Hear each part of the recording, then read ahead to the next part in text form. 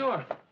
Would you come to my place for brunch on Saturday? Oh, gee, I'd love to, Mary, but I got to coach my son's football team. Oh. See, the other fathers unanimously elected me coach. One night when I was too sick to attend the meeting. Well, that's too bad. I'm going to have Ted and Georgette over. Oh, how come? Well, Georgette was saying she feels kind of badly about the way we always treat Ted, you know. Always making him the butt of our jokes. Nobody ever invites him anywhere. I mean, we never go to lunch with him. I mean, all right, sure, sometimes we invite him over, but just because we think we have to. And that's sort of too bad, because Ted really isn't a bad guy. Ma, if I have to spend all afternoon with him, I'll go crazy. Hi, public. Hi, Suanne. I brought your copies of my new book to save you fighting the crowds when it goes on sale at better bookstores everywhere. Oh, my, did you write another book? Oh, I don't wonder that you're amazed, Mary. Sometimes I think I drive myself too hard. But there's so much to be done with so little Talent. so little time. After all, life is so brief and impermanent. Much like your hair. So, a book on flower arrangements, huh? I've always been fascinated by flowers. I figure what's good enough for the birds and bees is good enough for me. All right. Suanne, are you busy Saturday afternoon? I'll be autographing copies of my book at the House of Bloom. Oh, do you have a tie-in with a florist? No, actually, Bloom is a butcher. He and I were once very close. Look here, Mary. I've autographed personally each one. I think that makes it more fun. Oh, to a shrinking violet who rose to be a budding producer. Oh, Suanne, that's too cute for words. I know. I tried to use a floral motif for each of the inscriptions. Oh, to a fine writer whose work I've always admired. Well, thanks, Sue, eh? But what's that got to do with flowers? If you spread it on the ground, it helps them grow. Oh, Murray, you believe what I almost did? I was ready to invite Suanne to my brunch for Ted. I must really be desperate. Hi, guys. Hi, Ted. Set your dials for excitement, boys and girls. Guess what? What? I just proposed to Georgette. Oh, terrific. Oh, that's good. Well, you don't seem impressed. Ted, you must have proposed to Georgette a dozen times in the past 6 months. I mean, you even bought a license. She always accepts, then you try to back out, and she lets you do it. I know. Sometimes I think that's why I love her. Then why do you propose if you don't really mean it? Oh, make her happy. Good morning. Hey, Lou, I got great news. Some other time, Ted. I'm not in the mood for mindless dribble. Mary, you finished those expense accounts yet? Yeah, just about. How about a little mindless dribble, Lou? I'm sorry I bothered.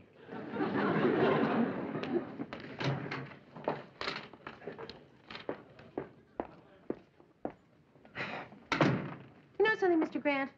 I don't think you should always just automatically put Ted down. It's not always automatic, Mary. Sometimes a lot of thought goes into it. That's what I mean. We've all gotten into that habit. I mean, we just assume the worst about Ted, and we practically tell him so to his face. So? So, Mr. Grant, a person is only as good as he thinks he is. I mean, if we assume that Ted's going to be dumb and vain and obnoxious, then who's to blame if he is? You saying it's my fault that Ted's a jackass? No, Mr. Grant, that's not what I'm saying. What I'm trying to say is... Well, never mind, it's too complicated. Too complicated? No, come on, Mr. Grant, you've got your budgets to go over. I'm sure you don't want to get into any psychological discussions. No, that's all right, Mary. Go ahead. I mean, I may not be the brightest guy in the world, but once in a while I do enjoy a little intellectual conversation. Well, all right. What I was going to say is that maybe, you know, just maybe we could do ourselves a favor by encouraging Ted, you know, instead of always predicting failure. I see. Interesting. What you're talking about is the theory of the self-fulfilling prophecy, isn't it? Oh, but see, I didn't know it was a whole theory. I assume Ted will be stupid, so he is. You assume I won't like something, so I don't. That's exactly it. Yes, I thought it might be. I believe some experiments were done by a behavioral psychologist, Dr. Roland Barbette, in the late 50s that tend to support that hypothesis. Oh, Mr. Graham. Boy, I'm just so glad that you understand what I'm trying to do here, you know? I just think that if we give Ted some support, we assume that he is going to be a normal person, he will start behaving like a normal person. And that's one of the reasons I'm going to have him over for brunch Saturday. And I would really like it if you'd come too. Well, how do you assume I'll answer that invitation? What do you mean? Well, I mean, you make certain assumptions about me, too, don't you? Like certain self-fulfilling prophecies? Well, yeah, but that's not the same thing as So what how we do were you just... assume I'll answer that invitation, Mary? Well, I guess I assume that you'll say no. Well, there you are. Personally, I'd love to have come. I probably would have had the time of my life. But your previous assumption made it impossible for me to come. My hands are tied. You do see that, don't you, Mary?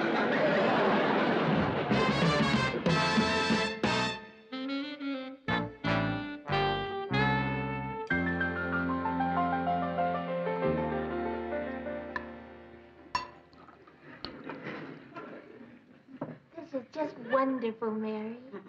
Thank you, Georgette. And I love the wine. It's one of my favorite kinds. White.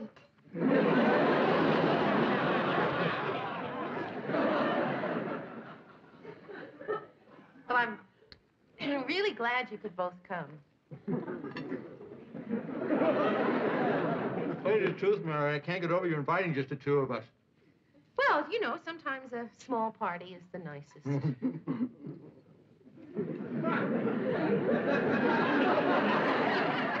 For anyone else, it'd be boring. Oh, yes.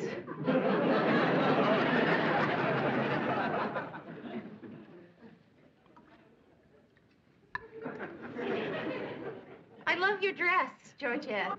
Thank you. Me too. You look gorgeous, Georgette. I love you. Will you marry me? You take cream in your coffee, don't you, Ted? Please, Mary, I'm in the middle of a proposal to Georgette. He likes it with lots of cream. Georgette, I just asked you if you'd marry me. And you take yours black? Hey, come on. Man's proposing marriage. Have some respect. Respect for what? Well, proposal of marriage. Ted, you proposed with an onion roll in your mouth. Mary, could Ted and I be alone for a few minutes, please, before you fix dessert? Georgette, you take all the time you want.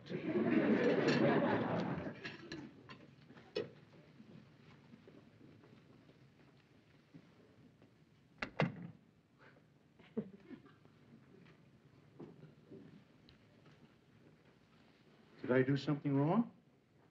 Yes, Ted. You embarrassed me. Mary is absolutely right. I can't take this proposal seriously anymore. It's just a game with you. I really am a fool, aren't I? Not really.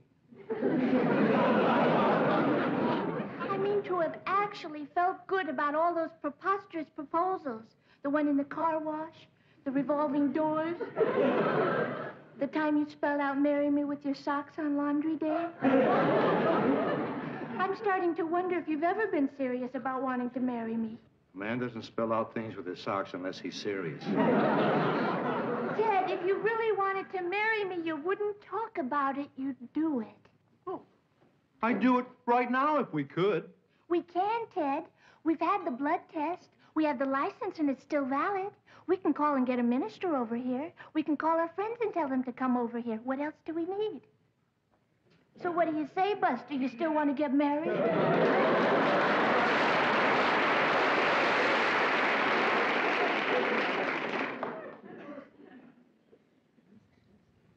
Yes, I do. Really?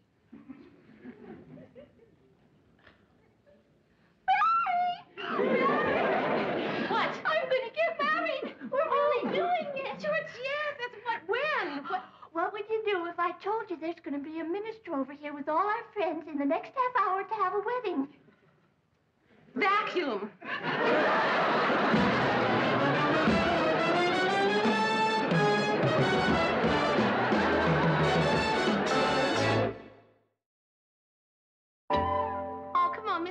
there'll be other basketball games. Yeah, anyway, if you hurry, right after the ceremony, you can get back to the bar.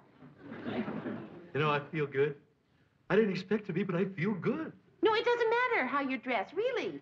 No, Murray is coming straight here from his son's football game. Well, I don't know. We were having brunch, and before we got to dessert, Ted proposed. Yeah, it's strictly a spur-of-the-moment wedding. Following a whirlwind courtship. Okay, Mr. Grant, we'll see you then. Bye-bye. All right, that's it. That's Sue Ann, Murray, Mr. Grant. This is fun. I should have done this long ago. When is the minister getting here? He's out playing tennis, but his wife said she tried to reach him. Did you tell her what it was for? No, I just said it was an emergency. I wasn't sure he'd interrupt a tennis game for a wedding. Georgette! Do you know who we completely forgot? My mother. Of course, we certainly want her in our wedding. Sure, she can give me away. Sweet little blue-haired lady. This is the call she's been waiting for all these years. This and the one from my father's insurance company. I'm really getting excited. Hi, Mom. Well, it's Ted. Hey, Mom, guess what? Georgette and I get married. Today, this afternoon. As soon as possible. Of course she is. And what kind of a question is that? Hey, Mom, can you come right over? Oh, well, then you better take care of that. Oh, sure, I understand. Yeah, bye. Mom can't make it. Why not? She's got to wash her hair. That's all right. We can save her a piece of cake. We do have a piece of cake, don't we, Mary? Oh, Ted, come on. The whole wedding was put together in a half an hour. I mean, you can't expect too much preparation on that kind of notice. Mary, dear. Divide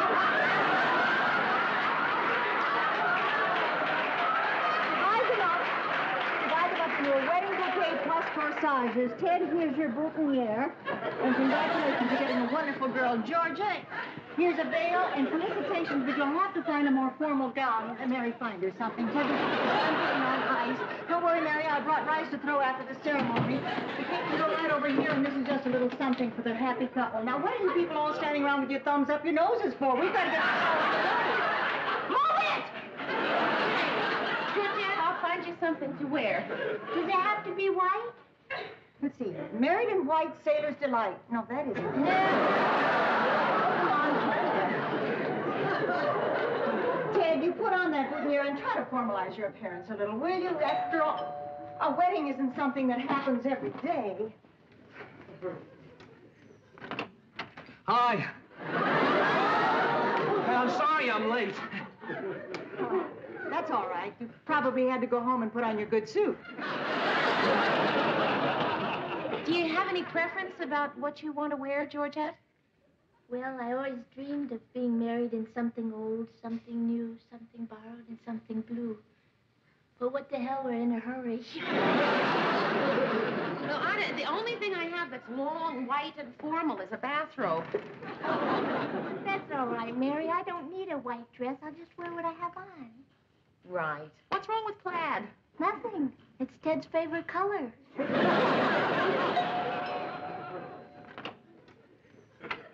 Hi, Sue Ann. Lou, dear, do you think today might give you any dangerous ideas about me? Depends on how much whiskey they have. Why, you charmer. There's not that much booze in the world. Hey, congratulations. I'm getting married. Thank you. You know something? I'm happy I did it. I'm happy I did it. You already hugged me. I don't care. I want to shout for joy. I am a happy man. Georgette, could I ask you something? Sure, Mary. Well, I know you, and you've got a really level head. I mean, I know you'd never do anything you hadn't really thought about. You'd never rush into anything. I mean, you're certainly not impetuous. Boy, I mean, that's one thing I could never say about you, is impetuous. Mary, I know what you're getting at. And believe me, I know how Ted can be. Nobody knows that better than I do. But I know how I feel. You do love him, then? Of course, Mary. Somebody has to.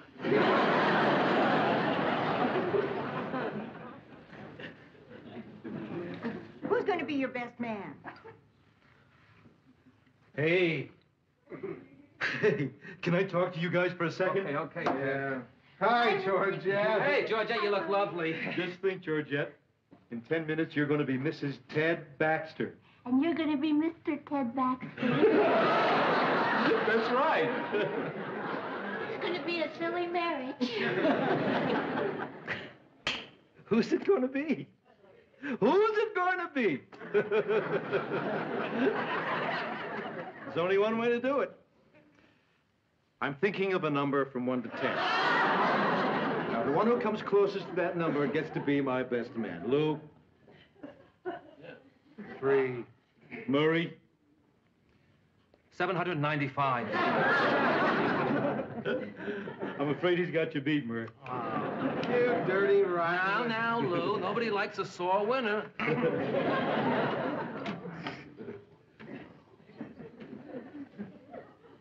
My best man. Okay, Ted, I'm flattered. What do you want me to do? How about a bachelor party? You're being married in 15 minutes. Oh, yeah. Yeah, right. Well, forget about the party. How about some advice? What kind of advice? Well, you know, guys getting married. A bachelor. Oh, how do you feel about I feel it? good. I'm happy. In fact, I'm so happy I'm trembling with joy. Look, my knees are happier than I am. Ted, You know what it's I all think, right. Lou? You know what I think? I think I'm too happy. You know what's happening? My happiness is making me terrified. Ted, It's too much, Lou. I can't stand so much happiness. Lou, please. Help me, Lou, please. Help me. Help me be less happy. Ted, you want me to give you some advice? Huh? Please. All right. Here's the most important piece of advice I can give you. Now, if you're going to get married, you're going to have to stop acting the way you do. What way? The way you act. Ted, what I'm trying to say is, you got to become different. Lou, I don't think I understand. Look, you know how you always are? Yeah? Don't be that way. So much for flowers. What about music? Mary, do you have something appropriate? Well, no, Sue Ann, I don't have a record of the wedding march.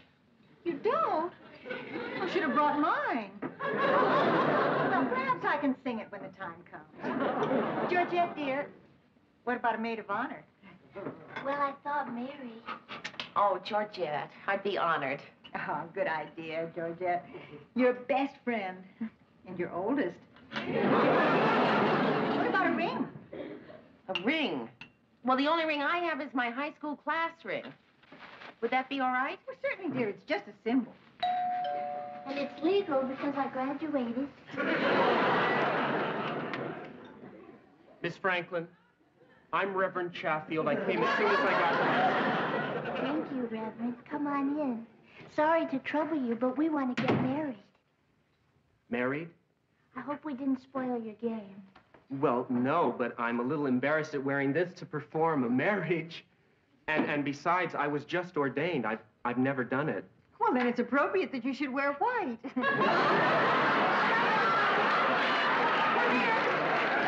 here. Let's get these nuptials rolling. Move it! I don't have my book, and I really don't know all the words. Oh, well, maybe Lou and I can help. We've both been married. Well, that's very kind of you.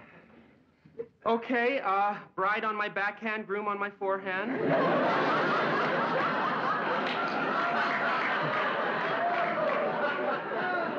Here we go, Ted. I'm happy. I'm really happy. Okay, all right, maid of honor. Here, yes. Good, and the best man. Fine. Let's see. Does anybody know any reason these people shouldn't be married? I was afraid he was going to ask. Okie dokie.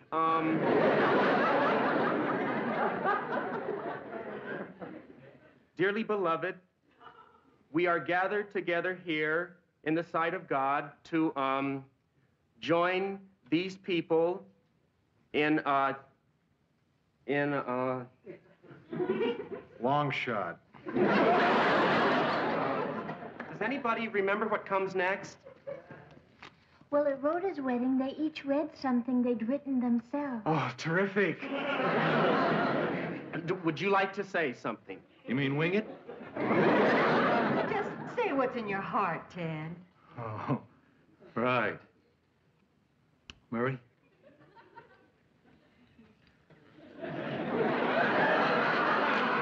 Georgette, I promise to be a devoted husband and to never give you cause to regret having married such a cluck.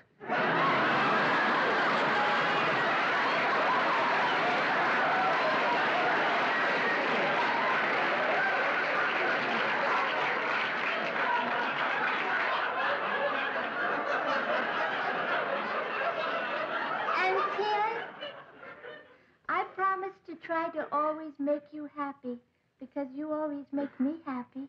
Good. That's nice. Good. Go back to me.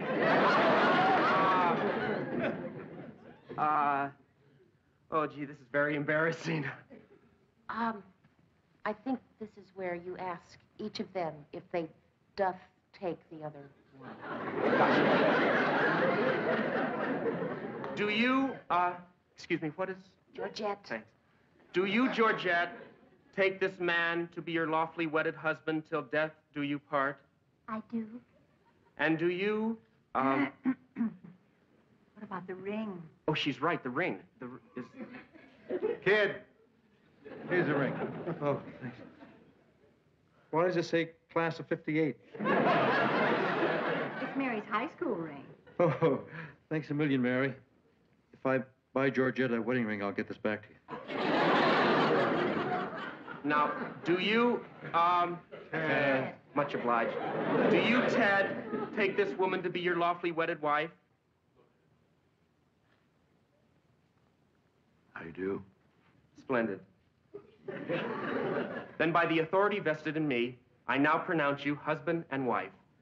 You may kiss the bride.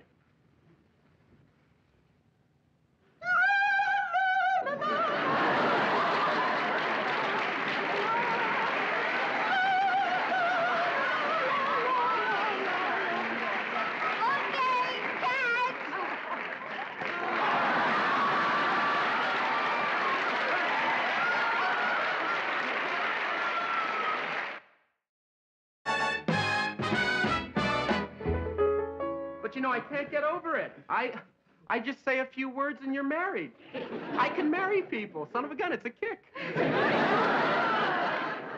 Reverend, the license is over there for you to sign. Oh, fine. Ted, you're supposed to take care of the Reverend. Oh, yeah. Reverend, about the fee. Oh, yes, thank you very much. You know, this is my first wedding. I don't even know what the fee is supposed to be. $5. Goodbye, everybody. Goodbye. Oh, hey, what the heck? How often does a guy get married? Here's another buck.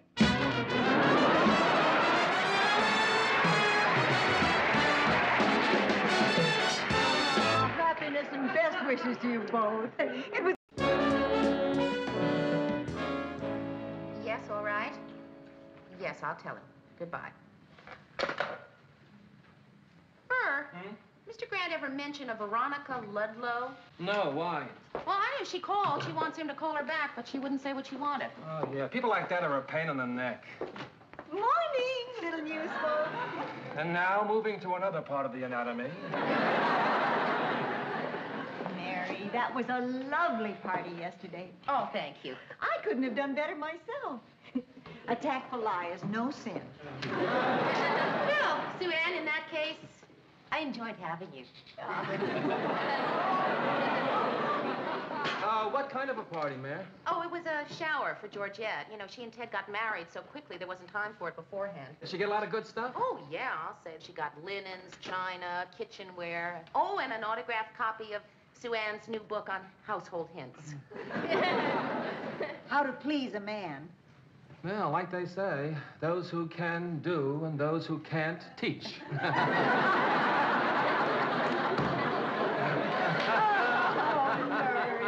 Murray. Funny Murray. Witty Murray. Shiny Murray. Hi, everybody. Hi, Georgette. Hi, Ted. Hiya. Hi, Ted. Hi. Mary, I just wanted to stop by to thank you again for yesterday. Oh, Georgette, you shouldn't. Mary's quite right, dear. A formal note is called for. I'll write as soon as I get some stationery that says Georgette Baxter on it. I guess I'll have to have some printed. I couldn't seem to find any at the store. Does no one notice I'm not happy? Oh, Ted, I'm sorry. What's the matter? Nothing. Good. Well, since you put it that way, I'll tell you what's the matter. At least Georgette had a shower. But I missed everything that's supposed to go with the wedding. Everything? I'll handle the risque thoughts, dear. I had a church wedding, didn't have a honeymoon. Most of all, I didn't have a bachelor party. And what's the point in getting married if you can't have a bachelor party? He doesn't mean that. He's just disappointed because he wanted it so badly. All my life, I wanted a bachelor party. Ever since I was 10 years old. Well, the answer is so simple. Mary will give you a bachelor party, and I'll help. Really? That's great. Are you kidding? Mary will do nothing of the sort. Okay, Mary. Just wait till you get married and want me to throw you a bachelor party. Morning. Oh, morning. Mr. Grant, you had a phone call of Veronica Ludlow. Veronica Ludlow. Yeah, she's at that number. Thank you, Mary. I'll take care of it. I tried to find out what it was she wanted. Mary, what she wanted was none of your business. I wonder who Veronica Ludlow is. I don't know. But I have a hunch it's not his plumber. Look, everybody, Mr. Grant told us it's none of our business. No, dear. He told you it was none of your business.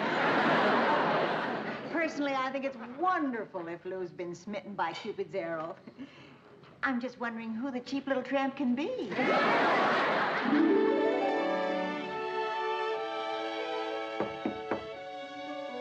Come in. Hi, Ted. Now that you're married, I need to have you sign W-4 forms again. I'm not in a signing mood, Miss Richards. He's still upset because you won't give him a bachelor party. He says he's entitled to it. It's his right as a stud. Ted,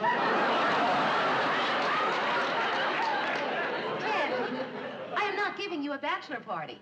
Come on, Mary. What a good chance to get all my friends in one room. Lou, Murray. Did I mention Lou? Yeah. Right, Lou, Murray. No, Ted. Too many? Mary, I'm going to tell you something now that I've never told anyone. Georgette doesn't even know. Georgette, would you excuse us, please? But, Ted... Georgette, I'm your husband. If I can't have secrets from you, who can? Oh, that makes sense.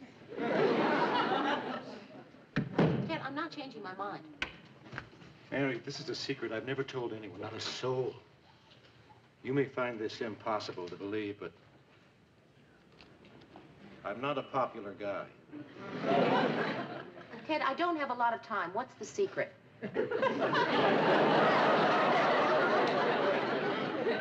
I have so few friends, Mary. Tell you the truth. In fact, you're the only friend I have in the whole universe. Maybe the whole world. I'm not changing my mind, Ted. When I need a favor, someone to cheer me up, and always turn to you. You're always there. But now, even you're not there. I'm all alone.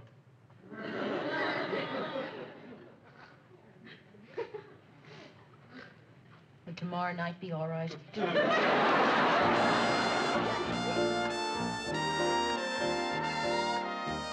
Hey, guys, just think in 24 hours, I'm going to have a last fling. Ted, how can you have a last fling when you've already been married for a week? Well, it's just the principle, Mary. A last revel, chance to kick up my heels. No, Ted, it's not going to be that Sow kind my of- wild oats. Ted, it's just going to be a I'm normal... gonna make an absolute fool of myself. Right. It's a come-as-you-are party. Well, guys, see you tomorrow night. I can't wait. I wish it were tonight. I wish it were last night. What? Hold it. Nobody leave. What is it, Lou? I've got to talk to one of you to tell you something. Who? I don't know. It's personal. And I got to tell somebody, but I don't know who.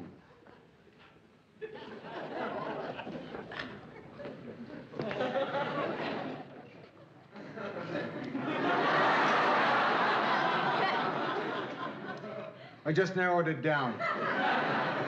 You can go, Ted. Well, I didn't want to hear it anyhow. Do I tell a man or a woman? A guy for understanding or a woman for sympathy? Well, what sort of thing, Lou? Rough, Murray. Something rough and hard to say. This hurts. It's gonna be like cutting myself open and spilling my guts out all over you. I'll tell Mary. Are you sure, Lou? Yeah, Murray. Yeah. Good night. Thanks. Oh, don't mention it. Oh, good night, Mayor, and happy listening. Mary?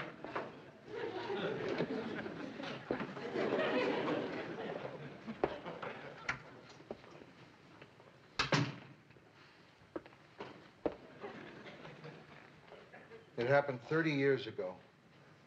30 years ago? I'm sorry, Mr. Grant, but you did pick the wrong person. I mean, I just can't get sympathetic over something that happened 30 years ago. Would you just listen? I'm going to tell you about something that happened during World War II. Oh, gee, and I thought we thoroughly covered that. Mary, I had one great love in my life. Just one. Do you know what I mean by great love? Well, sure, Mr. Grant, I remember my first great love. Just was... nod your head, Mary. This is hard enough to tell without your interruptions.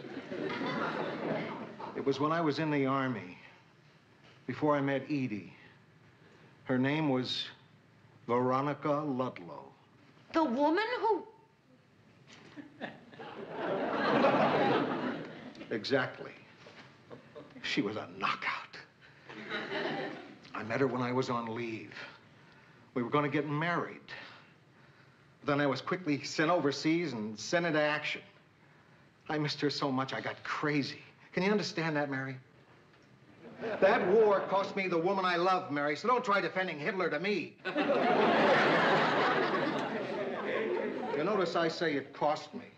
You're probably wondering how. I'll tell you how. In the worst way possible. A Dear John letter on the eve of battle. Well, Mr. Grant, look at the bright side. I'll bet you there were guys during the war who didn't get any mail. I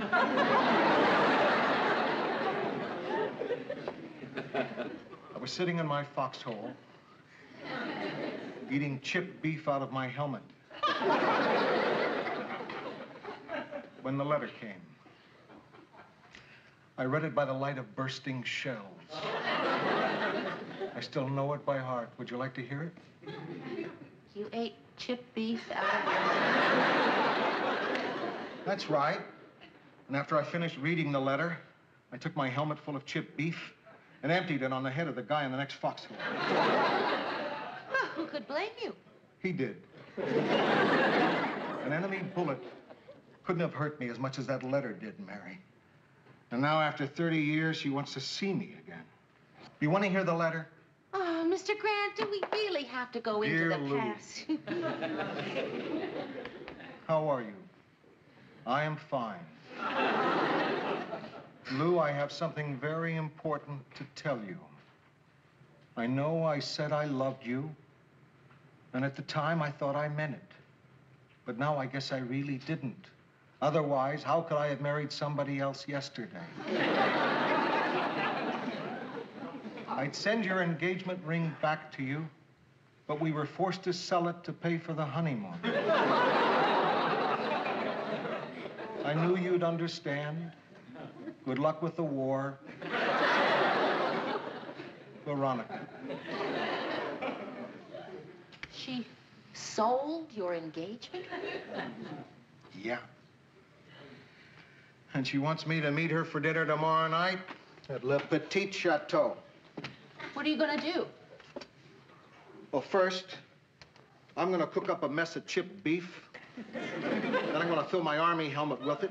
Then I'm gonna march into that restaurant and dump it over Veronica's head. Oh, Mr. Grant, come on. I'm not joking, Mary. Mr. Grant, will you be serious? Will you just be sensible for a minute and just think about it? You cannot walk into a crowded French restaurant on a Saturday night with a helmet full of chipped beef and dump it over a lady's head. You're right. I better make a reservation.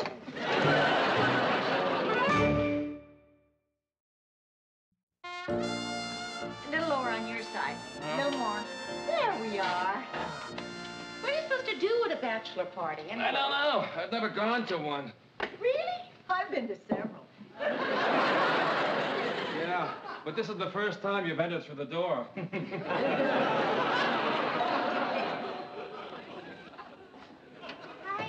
Hi, Mary. Hi, Mary, Sue Ann. Well, here I am, ready for anything. Yeah, well, see, Ted, I don't think you should get your hopes up for too much. Oh, this is a night to remember, Mary. A night to sustain me through those years of humdrum domestic life. One unforgettable evening of madcap abandon.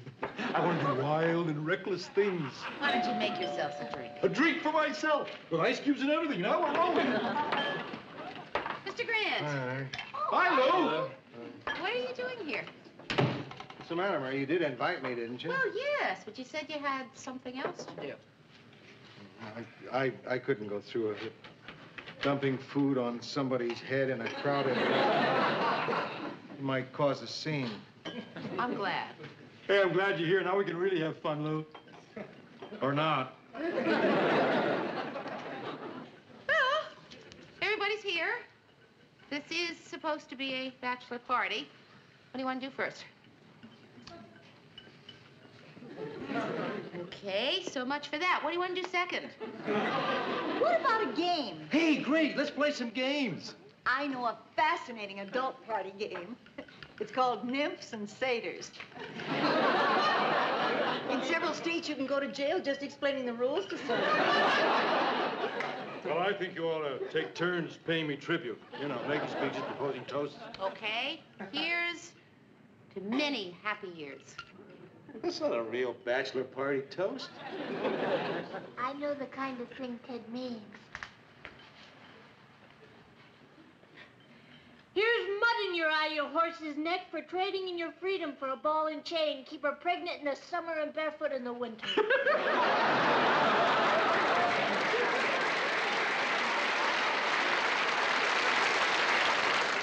out of a book of party toast is pretty dumb, but it's what he wants. Well, here's to Ted Baxter. He's quite a guy. One of the world's great bachelors. You know something, Ted? When you got married, you broke a lot of hearts. But don't worry about it. Georgette's family will soon get over it. I love this. It's like a Dean Martin roast. Go ahead, do some more. I can take it. Lou, what about you? I don't want to give a toast, Ted. Oh, come on, Lou. Say whatever is on your mind.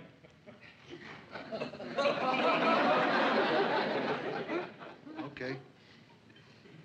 Here's to the girls of your youth, the girls of your dreams, the first girl you ever loved, to the things that might have been, and the things that never will be, throughout your whole life, until you die.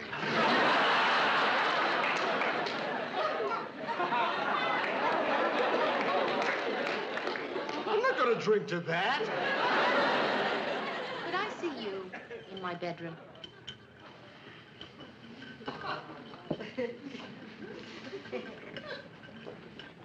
If I'd only known it was that easy.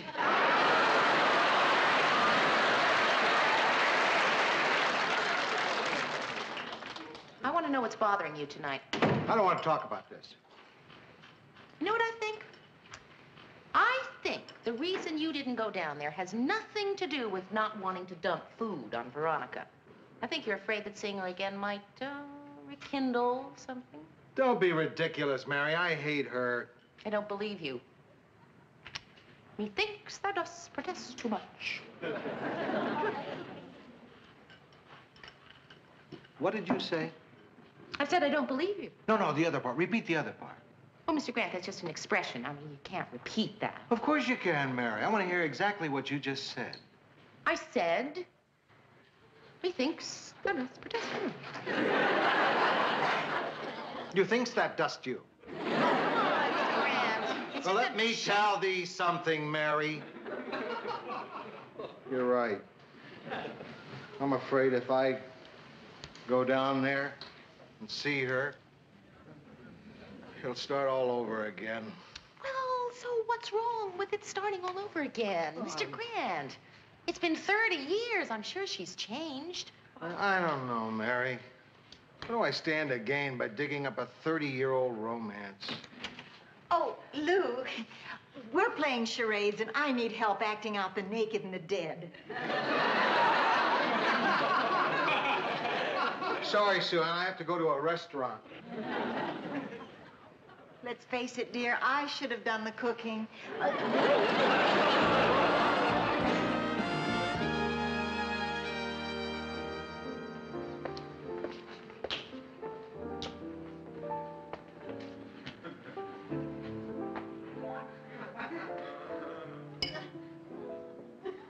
Veronica? Lou?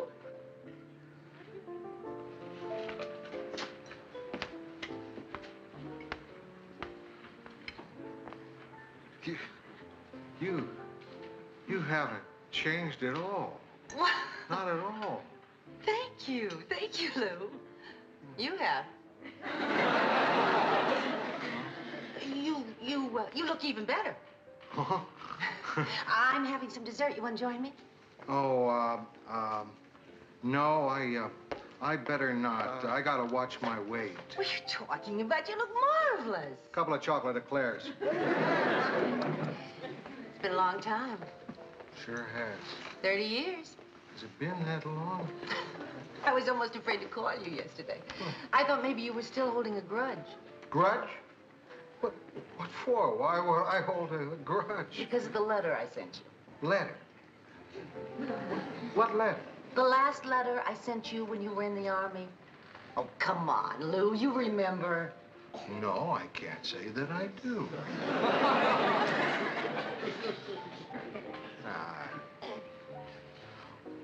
Who am I kidding? I'll tell you the truth. I remember that letter, and I did have a grudge against you. In fact, you want to know something silly? I had a crazy idea. When you invited me here for dinner, I had this crazy idea that No, I can't tell you. What?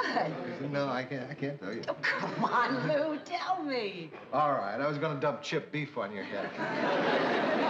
But you see, that's what I was eating when I got your letter. Oh. Crazy idea, huh? Crazy. I have some crazy ideas about you, too, Lou. The only difference is that my ideas are things we both might enjoy.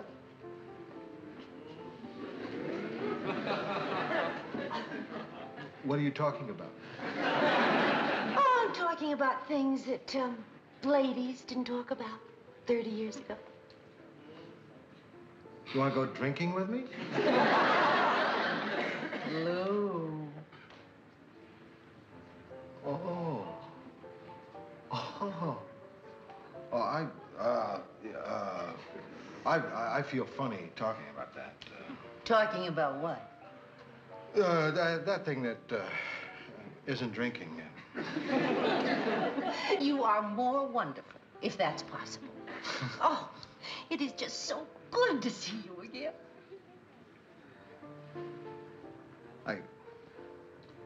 I don't mind being here with you either. I really don't. I like it.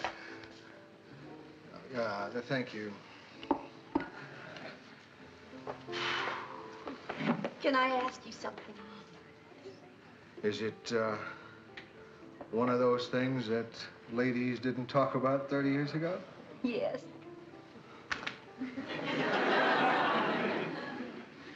Shoot. Can I borrow $100? $100? I wouldn't ask you if it wasn't for a very good reason. Well, listen, no, I don't need an explanation. I mean, you wouldn't call me up after 30 years to borrow money if you didn't have a terrific reason. Oh, Lou, you are still the greatest. Listen, I got an idea. I got tickets for the basketball game tomorrow. Would you like to go? Oh, I would love to go, but I can't. Huh? I'm leaving town tonight. That's why I need the $100. You see, my boyfriend has got to get his trombone out of hock, and his wife won't give him the money. You need the money because your boyfriend Has to get his trombone. out of hock because his wife... won't give him the money. Oh. Well, we are really stranded, Lou. Now, if he can get his horn and he can get a couple of gigs, we can work our way to Vegas.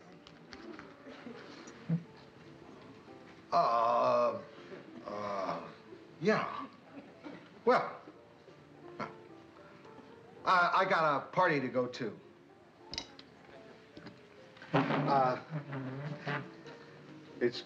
It's great seeing you again, Veronica. You too, Lou.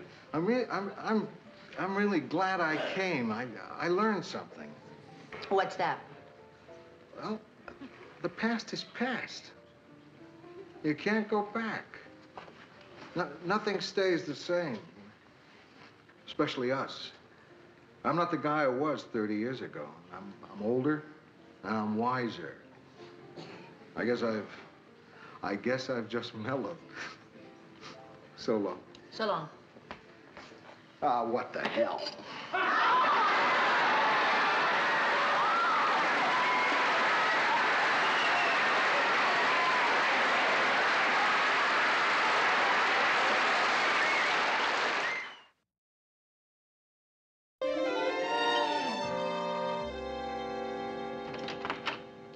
Mr. Grant. Hi, Mary. Was she there? Oh, yeah. Well, how did it go? Fine. Couldn't have been better. Then you're not sorry you took my advice? Sorry. That's the best advice you ever gave me. Oh, Mr. Grant, come in, sit down, tell me all about it. What did you do? Well, we talked over old times, had dessert. Oh, that's nice. You gonna see her again? No. So I figured it was a good time to have a party. You know, I've got the apartment looking pretty much the way I want it. The furniture is here and the shutters I ordered finally arrived. Hi, Sue Ann. Oh, I hope you'll forgive me, dear. I still haven't gotten you a housewarming gift. Oh, Sue Ann. I'm just waiting to see what you need most desperately. You've certainly left me an open field. Sue Ann, why don't you fix yourself a drink? Maybe a gin and hemlock? Lou, are you here by yourself? Not anymore. Get that, will you, Murray? Hey, the newlyweds. Hiya, Sue Ann. Hi, guys. Hi, Lou. Hi. And how's Mrs. Baxter? My mother's fine, thank you. So, how's married life, Ted? You know, I never thought I'd say this, but it's the most wonderful thing in the world having a wife. A wife. Someone who makes you breakfast in the morning, has dinner ready when you come home, someone to rub your neck when you've got a headache, is always there when you need her. Gee, I wish I had one of those. Hi, Ted, Georgette. Hi, Mary. Georgette, you look great. Thanks, Mary. Excuse me.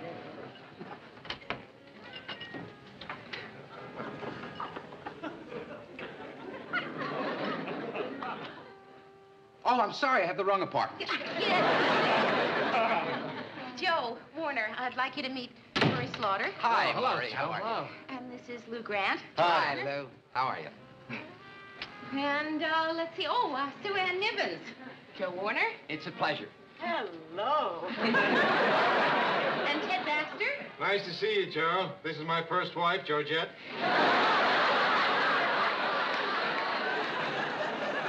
Oh, and Marcia and David Emerson. I'd like you to meet Joe Warner. Hi, nice to meet you. Well, I'll give you a coat and I'll put it in the bedroom. Excuse me. I'm going to check on Mary. I don't want her putting my coat on the bottom. But Georgette, I've hardly seen you since the wedding. What have you two been doing with yourselves? There should have been a better way to phrase that question. Excuse me. I'm sorry. You ought to see the clinch those two are in. Oh, leave him alone, Ted. He seems like a nice guy. He touches too much. I don't like a guy who touches. Well, he wasn't touching you, Lou. You know what I mean? Man with a woman, there's no need for all that touching in public. Guy doesn't have to be all hands. I know just how you feel, Lou. I couldn't agree less, but I know just how Well, everybody having a good time? Not as good as you are.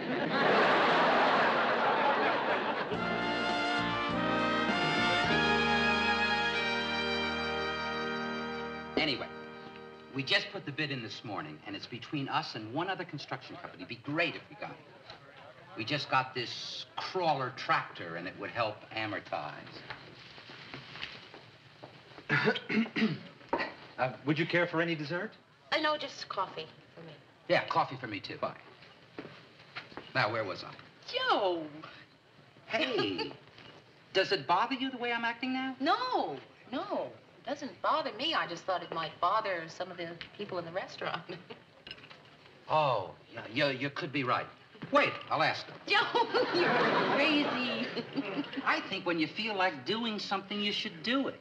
Oh, I think that's wonderful to be that open and free, but boy, I can't. I guess it's the way I was raised, you know. My mother and father never hugged or kissed in front of people, even me. About the only time I ever saw my father display any affection in public was when he patted our dog. Even then, you had the feeling the poor dog was embarrassed. Thank you. Well, I can't hide my emotions. I believe in letting people know how I feel. And not just people I know, people I don't know at all. Complete strangers. Oh, Joe, I'd love to be as open and free as you are. And someday I will be. Well, why put it off? Give me a kiss. I can't. Why not? Joe, this is silly. We're two adults. Are we going to sit here talking about a kiss? Not if you give me one. We're going to sit here talking about a kiss. Hey, there's Mary and Joe. Hi. Hey, hi, guys. Boy, I'm glad you're still here. I think maybe you should give Charlie a call, Mayor. He's having some problem editing the hold-up film. Oh, yeah, I will. Excuse me. It's nice seeing you again, Joe. Nice to see you, Mark. Yeah. Hi, Mayor. Boy, Mary, you sure sing a lot of that guy. You think it's the real thing? No, he's not Mary's type. Well, what's Mary's type? I don't know. I just had a different picture of the kind of guy Mary would end up with. Mary's a very special girl. She deserves the best. Yeah, but I'm already married. You know who I always see her with? Perfect guy for Mary? Clark Kent. Rugged, square jaw, little shy, little mild-mannered. And when he takes his clothes off, Superman.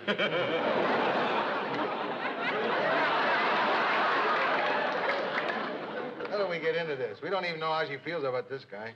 Yeah, well, I have a hunch that she goes for him. I mean, there's something different about it. Her eyes. Do you see how different her eyes look? That's not how you tell. If you want to know whether a woman's in love, you don't look at her eyes. You know where you look? Where? Her nostrils. Her nostrils? That's right, her nostrils. When a woman gets passionate, her nostrils flare like this. Ted, what you just said makes everything else you've ever said in your life seem utterly brilliant. Thanks, Lou. Nostrils. I just talked to Charlie. I'm going to go back and work with him on the film. Joe, I'm really sorry, but something's come up and I have to get back to the station right away. Okay, I'll walk you back. No, stay, finish your coffee. And I'll, see you tomorrow night. Okay. See you tomorrow.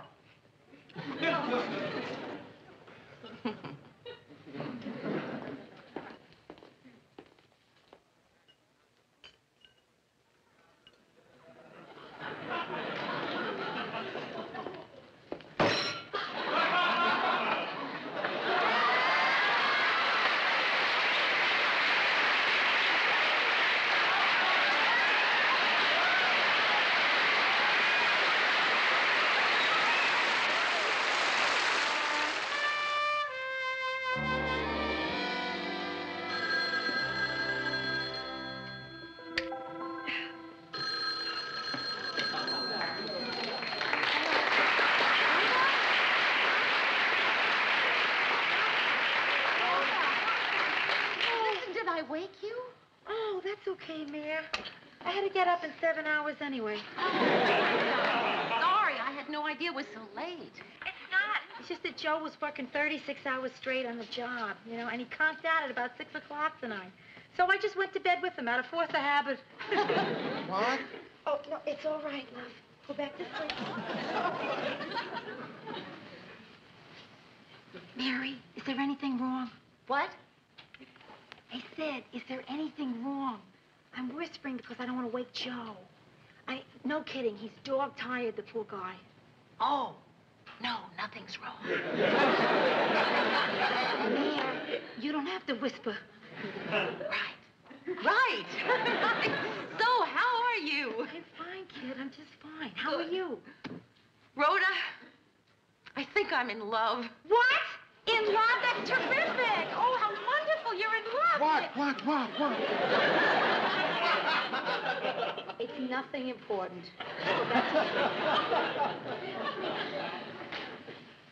Mary, in love? I mean, that is fantastic.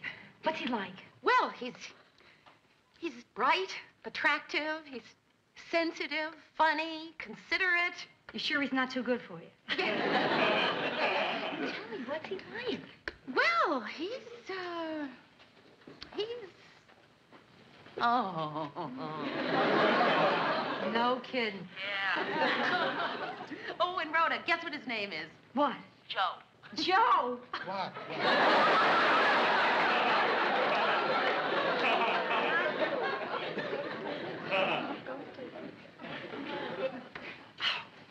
That is so funny, Mayor. I mean, I can't believe that. Joe. But, babe, it's really love, is it? I mean, are you sure? Are you absolutely positive? Well, Rhoda, I want to be with him all the time. I want to know everything about him, what he's doing, what he thinks, how he feels. And I want him to know everything about me. And when I'm not with him, all I do is think about him. How does that sound? Like a Paul Anka record. I'm so happy. You sound so happy. You're happy, right? Yeah, really, really happy. There's just one minor thing. I mean, you know, it's really kind of silly, but... Well, Joe has never told me in so many words that he loves me. But I'm sure that he feels the same way about me as I feel about him, because, you know, when you're with someone, boy, you know how they feel about you. And, you know, it's not all that important to actually hear the words, quote, I love you, unquote. I mean, you know, who cares about 3 dumb little words anyway? You want to hear it. God, do I ever. Maybe he's shy. No, he's not shy. Boy, is he not shy. Well, listen, Mayor. Have you told him you love him? No, I am shy, remember? Oh, I was waiting for him to say something first. Mary, you can't wait for him to say it first. That's crazy. Now, you tell him that you love him and you want to know how he feels. Be honest with him. I mean, in this day and age, that's the only thing for a woman to do. Assuming that deceit and trickery have already failed. Yeah, I guess you're right. Of course I'm right, of course. You go to him and you tell him, Joe, I love you.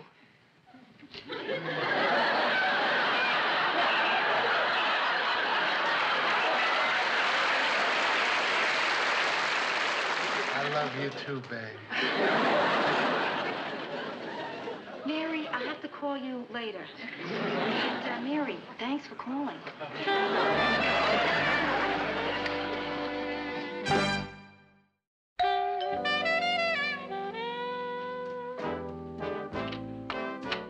Hi, Mary. Hi. Guess who?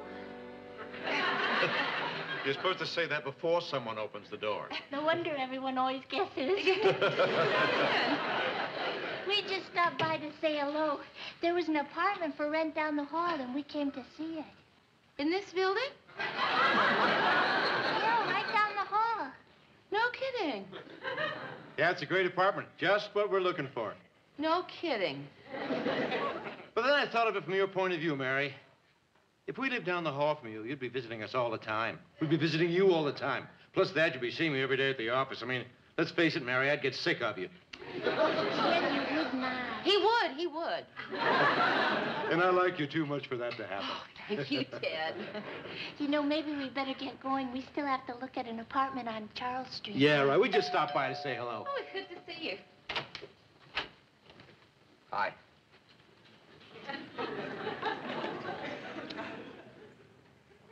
Hi. Oh, hi, Ted. Hi, Georgette.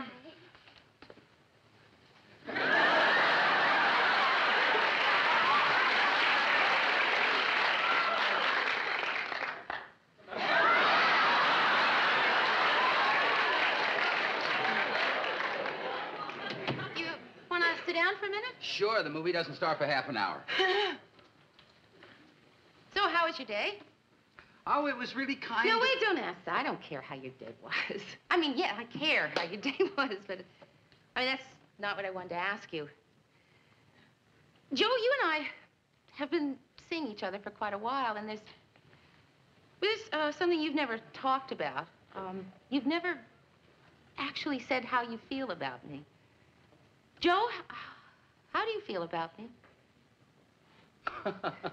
How do I feel about you? Like this. Well, no, Joe, in words. I mean, you've shown me how you feel, and that's terrific. But I don't know, for some dumb reason, it just seems important to me. I needed to hear it in words. Oh, in words. You want it in words? Like sentences, paragraphs, stuff like that? Yeah. Okay, in words. How do I feel about you? Well, Mary, you're a very important person in my life. And? You're probably the most terrific girl I ever met.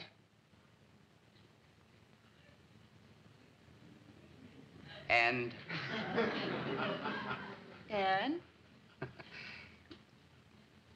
Mary, these last 2 months together have really been something special to me. And, Mary, I'm crazy about you, really. well, we better get to the movies. Right. Joe, I love you. Thanks.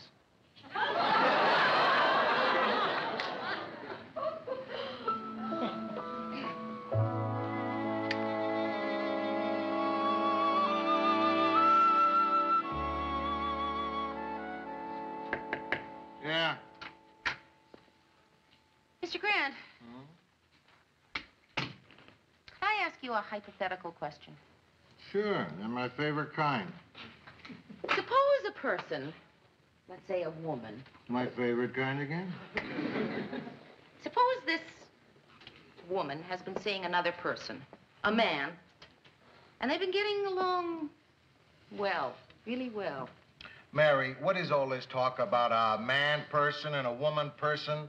I know you're talking about you and the toucher. No, Mr. Grant, it's just easier for me to talk about it in the third person. All right, what's your question? Well, suppose the woman has given the man every opportunity to tell her that he loves her, and he hasn't. Should this woman keep seeing this man? Well, that doesn't seem too tough a question. Who are you calling? My daughter, what do I know about this sort of stuff? I don't want everybody to... going to tell her it's you.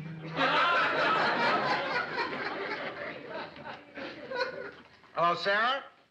It's Daddy. Listen, I want to ask you a purely hypothetical question. Oh, yeah? No kidding? That's great. My grandson, Billy, went to the potty all by himself today. That's nice. Yeah, he's a little trooper. All right.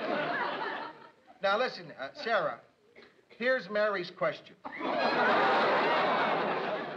A man and a woman go together for 3 months, and they get on just great. But he never tells her that he loves her. Should she keep seeing him? What? I'll check. Sarah wants to know, did you ever tell him that you love him?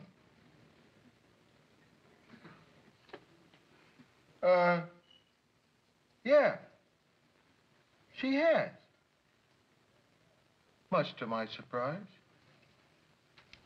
So, should she keep on seeing him?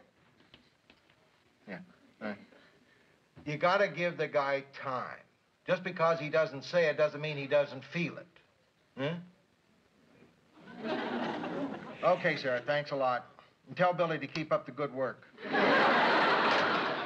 Well, you know something, Mr. Grant. She's absolutely right. I mean, I bet there are a lot of men who have trouble verbalizing emotions. Yeah, of course. Of course. Sure. Look at me. Huh? We've known each other for 6 years now. In all that time, did I ever once take you by the hand, sit you down, and tell you exactly what I think about you? What I really feel about you in my heart? No, Mr. Grant, you haven't. Well, there you are.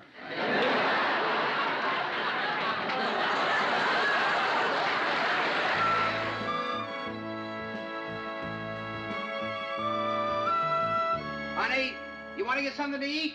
Mm-mm. You sure? There's a great little Italian restaurant right around the corner. Hi. Hi.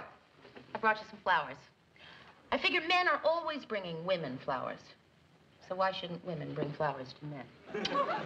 Good point. Mary, did I forget something? Did we have a date tonight? No. I just brought the flowers over. Did you have something to do? No. Because, if you don't want to hear, then I won't stay. Great flowers. What kind are they? Roses. Oh, yeah, I thought they looked familiar. Joe, I came over to talk about the other night. I feel really badly about that. I don't know, for some dumb reason, I was trying to press you into a commitment. And I just want you to know there's no need to make any commitment. I'm happy just the way things are. Really, I am. So I wanted you to know that if at some time in the future either one of us wanted to make a commitment, that would be fine. And if not, then we don't make that Mary, commitment. there's another woman standing here. You can't react like she's not even here. I can, too. Mary, we have a situation on our hands. Yes, I know. We have a situation. I just haven't the vaguest idea how to deal with it. Wait a minute. Yes, wait, I do. I think I know how to deal with it. Hi, I'm Mary. Hi, I'm Joe. Who asked you? Mary, I'm really sorry. Well, I just gotta get going. I'll see ya. Yeah, I'll see you, Joan. Hey, Mary, look. No. Listen, in the first place, I should have called before I came over. And in the second place, you and I never made it clear that we had any kind of commitment to each other. And in the third place, how could you do this to me? I thought I was someone special to you. You are special. Listen, I don't know what to say here. I wish I could think of some crazy excuse. She my sister? I just can't believe all the time you were seeing me, you were seeing her, too. Now, that's not true. I just met her today. Today? Look, Mary, you are special to me. And I'm going to tell you something I never thought I'd tell anybody. The truth. Despite my feelings for you, despite the fact that I enjoy being with you more than anybody else in the world, I got this character flaw, this crazy thing I can't seem to control. I like women. You mean that Joan wasn't the only one, that there were a lot of women? Listen, I don't think we should talk about how many. I mean, it doesn't matter how many. What you may think is a lot may not be what I think is a lot. That many, huh? But Mary, it doesn't have anything to do with you and me. I don't care about them the same way as I care about you. It's just that I got this defect. Some guys are nearsighted, some guys have a limb, some guys are deaf. I mean, you would overlook those defects. Why can't you overlook mine? Where are you going? To look for a nearsighted deaf man with a limb. Mary, wait a minute, please, just wait a minute. Look, what if I try to change? I mean, I don't know if I can because I've never tried to change for anybody before. But I care about you. I really do. And I'd like to try. What do you say? Let's give it a try.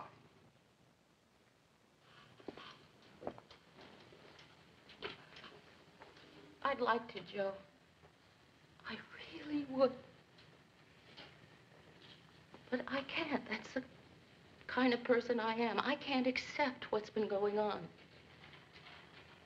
And I'm afraid there's nothing you can say that will change my mind. Mary, I love you. Well, we'll give it a try.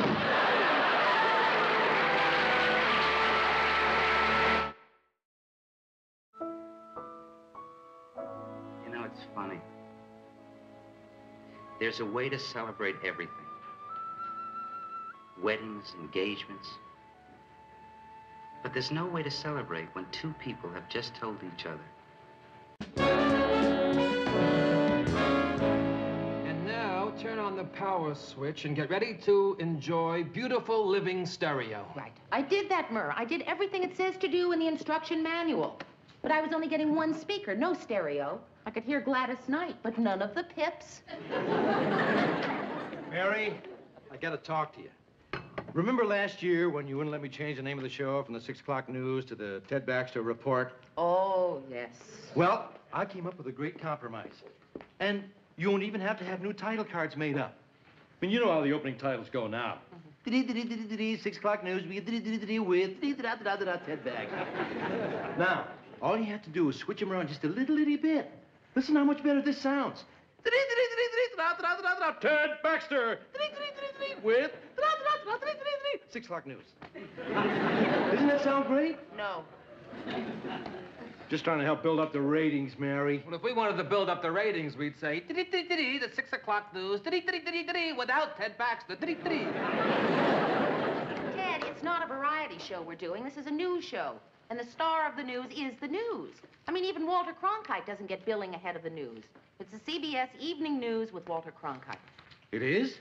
Yes, Ted, it is. Why don't you watch it tonight? Find out for yourself. Well, I can't. I'll miss celebrity bowling. We got Trini Lopez tonight. Hey, guys, look, I got my tax refund back. $6,000. You got back $6,000? Yeah. I can't believe this. Every year I pay thousands of dollars in taxes, and that's what they're doing with it. What better use could they put it to? Carpeting Guam. You know, I always get a refund, but I don't usually get this much. $6,000. How can anyone say there's no God?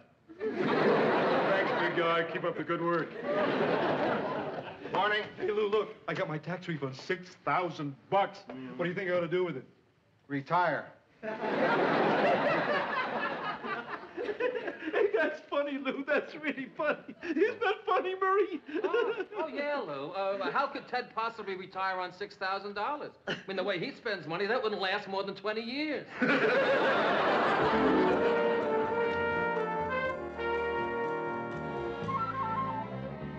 I did everything you told me to do. I took the whole thing apart, put it back together again, and now I'm not getting any sound at all. understand it either, because the man in the store said any fool could do it. Who is it? It's Ted. Help has arrived. Come on in. I'll call you back. Thanks. Hi, Mary. Hi, Mary. Hi. I hope you don't mind that we didn't call you before we came over. We want to surprise you. And we thought if we called first, then came over, it wouldn't be much of a surprise. Then we figured if we came here and you weren't home, the surprise would be on us. Yeah, and as it turns out, here you are. And here we are. Surprise! We just stopped by to give you a belated housewarming gift. Oh, Ted, Georgette, that's so nice. So come on, open it up, Mary. Okay. I hope we're not interrupting anything. No, not at all. I'm really glad you came over. Do you like it? It's beautiful. It's an antique. It's sterling. It's better than that. It's silver. Oh, I just feel terrible. I mean, it's too extravagant. I know. But since I got my tax refund, I figured I wanted to share my good fortune with my friends, and you are my friend, Mary. Oh, well, that's really very sweet, but I feel awful. I mean, when you two got married, all I gave you was that dumb blender. Mary, don't say that. It's a beautiful blender. Much nicer than the other 3 we got. Listen, Mary, it's not the price of the gift that's important. It's the thought that counts. All that matters is that you've shown us that you care about us, just as we've shown you that we care about you. And gifts are just tokens of what we feel inside, nothing more. Thanks, Ted. Guess how much it costs. Go ahead, Mary. Go ahead. Don't be afraid to go wild. Mary, you'll have to excuse Ted. He's never given a present before. Listen, can I get you guys something? Oh, no thanks. No, thanks. We really have to go. Yeah, I want to stop and pick up a couple of gifts for Murray and Lou. You know, something special, something unique, something that shows that I really care. That's nice. What are you going to get them? Whatever's on sale. Mary, we want you to come to dinner tomorrow. You haven't seen our new apartment yet. No, I haven't. I'd love to. Tomorrow night, okay? Okay. So long, Mary. Goodbye. And listen, thanks again. This is beautiful. You're I welcome. love it. You're welcome. Bye-bye. So Bye. $146.50 plus tax.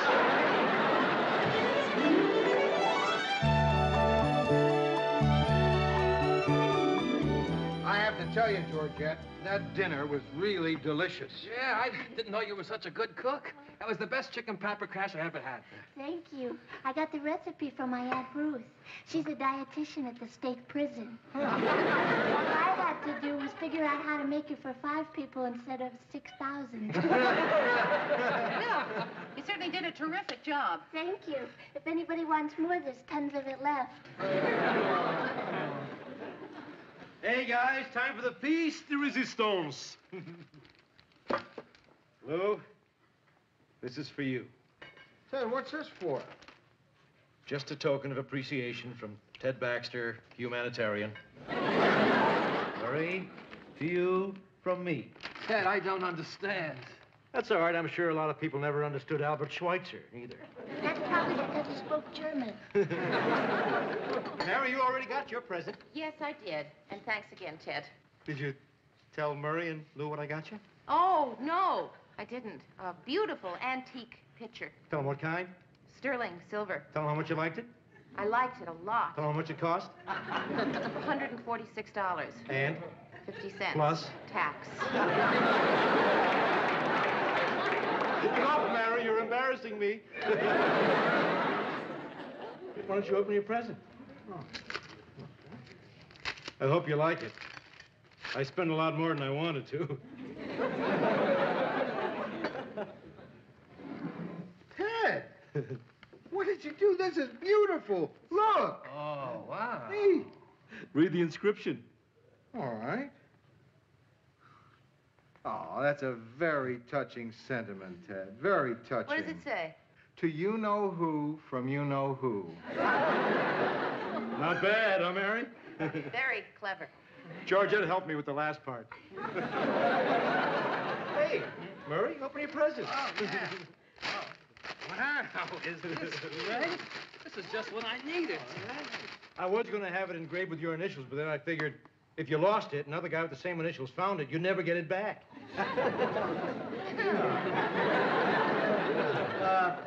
Ted, why are you giving us these presents? Yeah, Ted. I mean, this is pretty extravagant. Tell me, does this by any chance have anything to do with you wanting to change the name of the 6 o'clock news? Murray, I can understand you're thinking that I've got an ulterior motive. Well, I don't. You see, getting that tax refund made me realize something. I mean, I'm a lucky guy. I mean, life's been good to me. I've got a good job. I've got good health. I've got a good wife. A fantastic barber. And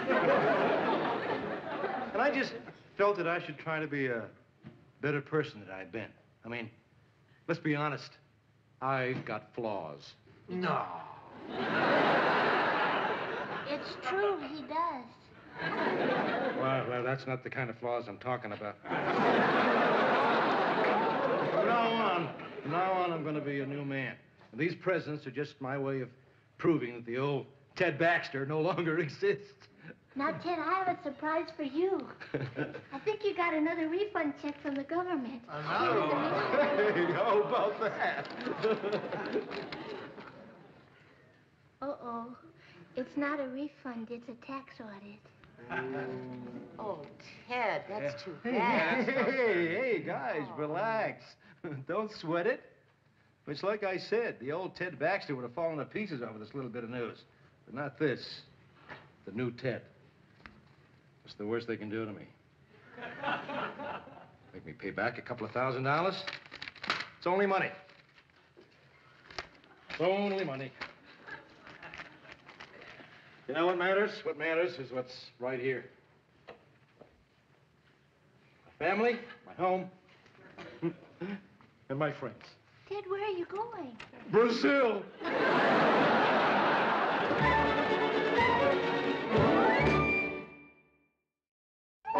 So then, I wired this speaker to this connection, just like Murray told me to, and all it did was just make this weird sound. All right, I'll tell you what I'll do. I'll come by tonight and hook up the whole thing for you. Oh, Mr. Grant, no, I couldn't ask you to do that. I'm sure you must have more important things to do. You're right. Tonight's the night I usually count my socks. I'll count them twice next week. Hey, thank you a lot. Say, Mary, you've got to help me with my tax audit. Yeah, sure, Ted. What can I do? Well, the Internal Revenue man is coming tomorrow to check on some deductions. Uh-huh. Well, just say that I took you out to lunch a few times last year and we discussed business. A few times? 217. Ted, you never took me to lunch. Okay, just say an even 200. Ted, look, I know this is important to you, and I'd like to help you, but please, don't ask me to lie. Oh, that's not lying, Mary. It's just exaggerating. Everybody does it. The government expects it, don't you see? You'll be helping me to live up to my country's expectations. Ted, I'd like to help you. I really would, but I can't. Murray? Yeah? Murray, you gotta help me. What do you want now? Well, just a letter, you know, something to prove that I took you out once in a while so I could write it off as an entertainment expense. Now, that would be lying, Ted. Oh, no, don't think of it as lying. Think of it as creative writing. No, I'm sorry, Ted. There isn't a writer in the world who can make anyone believe that going out with you is entertainment. All right, don't lie for me.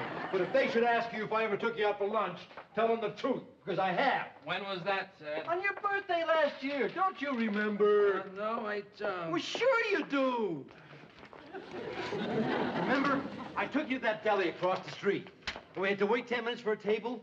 Then when we sat down, a waitress named Sylvia took our order. She had on funny white shoes, and she wore a Band-Aid on her thumb. Don't you remember? I'm sorry. Well, sure you do. You had a hot pastrami on rye with mustard, a sour pickle, and a side order of potato salad. I had a corned beef sandwich with a side order of French fries. Then you had a tea with 2 sugars, and I had coffee light and a cheese Danish because they were out of blueberry pie. And then the check came, and I didn't have any cash on me, and you loaned me $10, and I promised I'd pay you back. Oh, yeah, but you never did. Wow. Can't expect me to remember everything.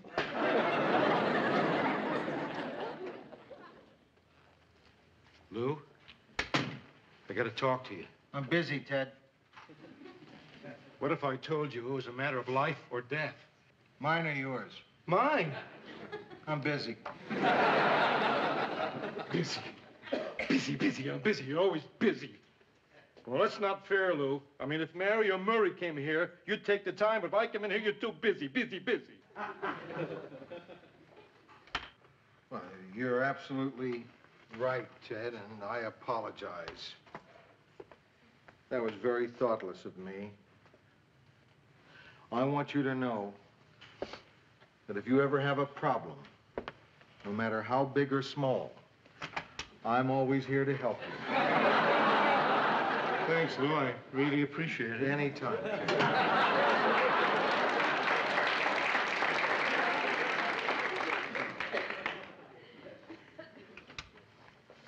Lou? I'm busy. You didn't hear my problem. Ah. Okay, what is it? Well, last year, I went out and bought a whole new wardrobe. Mm-hmm. And I put down on my income tax return that I needed that wardrobe, you know, for my newscast, so I could write it off as a business expense. And now that you're getting an audit, you want me to back you up that you wore all this stuff on the air? Well, it's just a couple of things, Lou. Yeah.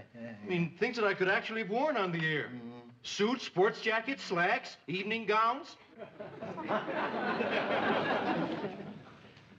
Evening gowns. Okay, they're for Georgette, but they don't have to know that. And you want me to say that you wore an evening gown on the 6 o'clock news? I'm not asking you to say I look good in it. Get out of here before I throw you out. Lou, please. Please help me. I'm in deep trouble. How am I going to get out of this jam? I don't know, Ted, but I will tell you one thing. Even if you do get out of it, it'll be on your conscience forever. Maybe you'll be able to fool the auditor. Maybe you'll be able to fool the whole Internal Revenue Service. But there's one person you'll never fool. Yourself. Till your dying day, you'll know that you cheated the government of the United States of America. How's that gonna make you feel? A hell of a lot better than I do now. Now all I have to do is connect this lead to this terminal right here, and this one to this terminal. Gee, Mr. Grant, I had no idea you knew all about this kind of stuff. Where'd you learn it? At Fort Dix, when I was in the service, across from the base, there was this little strip joint where the guys would hang out. So? So, there was this one girl named Velma. Velma and her magic tassels. She used to spin them in time to Bumble Boogie. Anyway, there was no band in the joint, just a phonograph. They used to break down a lot. Naturally, when the phonograph stopped spinning, so did Velma. So? Any guy who couldn't fix a phonograph got shipped to Iwo Jima. Hey, Mr. Grant, can I ask you something? What is it? Well, Ted's having that tax audit tomorrow, and I was just wondering, isn't there something we can do to help him out? Mary, are you saying we should lie for him? No, Mr. Grant, I'm just thinking that maybe we could give him a character reference, you know? Tell the auditor what a wonderful guy Ted is. Mary, are you saying we should lie for him? You know, I was up all last night trying to figure out something nice I could say about Ted if I had to. Mm-hmm. But the only thing I could come up with is, in the 7 years I've known Ted, not once has he clipped his toenails in the office.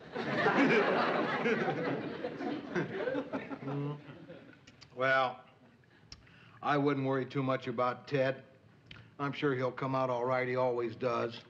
Well, why don't you get busy? It's all connected. You mean that's it? It's ready to play? Yeah, turn it on. Oh, please, let it work.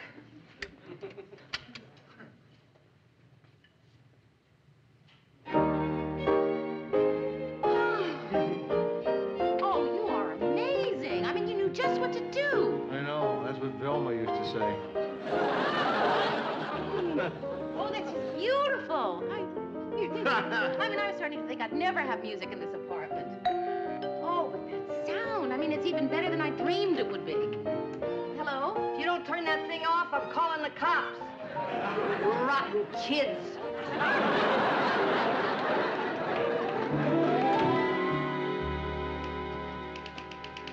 Morning, Murr. Oh, hi. Where'd those come from? Ted. you're kidding. No, I'm not. Read the card. Roses are red, so here's a big bunch. Please tell the income tax man I took you to lunch. Is that all you got? I got a blender. Hi, pals. Hey, Murray, how's my most favorite person in the world feeling today? You look fine to me, Ted. Ted, about the flowers. Yeah, aren't they beautiful? Yes, they're lovely. I hope you don't mind I got you the short stem ones. I was going to get you the long stem ones, but then I figured, why should I? They're just going to die anyway. Ted, they're very nice, but I really can't accept them.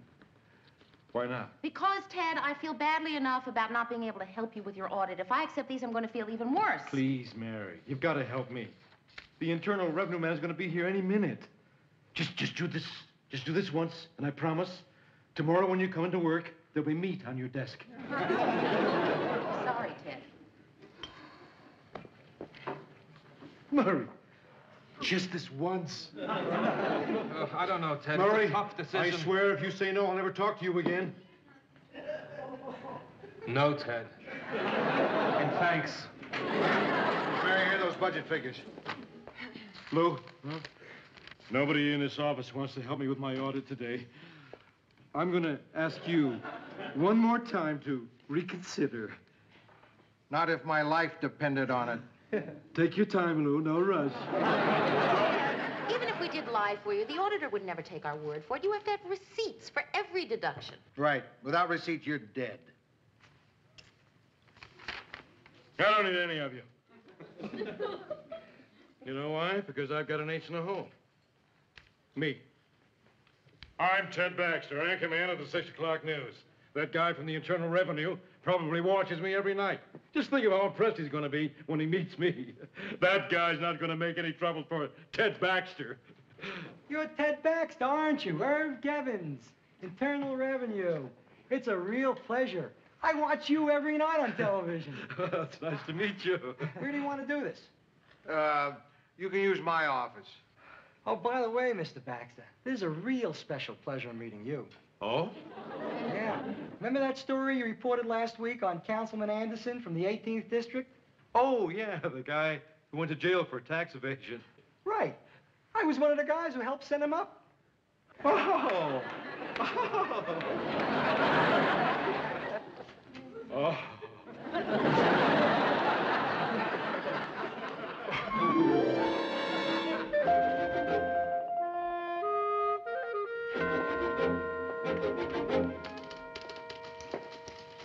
Oh, Mr. Grant, I feel awful. Isn't there something we can do? Relax. He'll be all right. At least he's got one thing going for him. If he pleads ignorance, they can't call him a liar.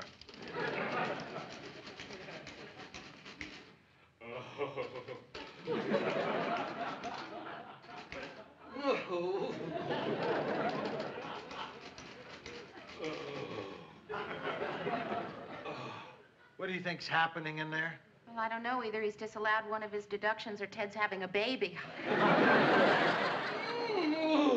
Maybe twins. Pencil sharpener. Pencil, yes, sharpen it.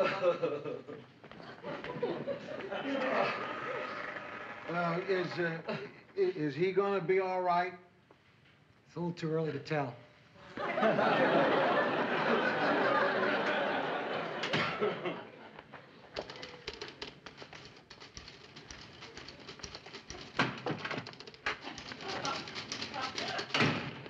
Water. Water. Oh.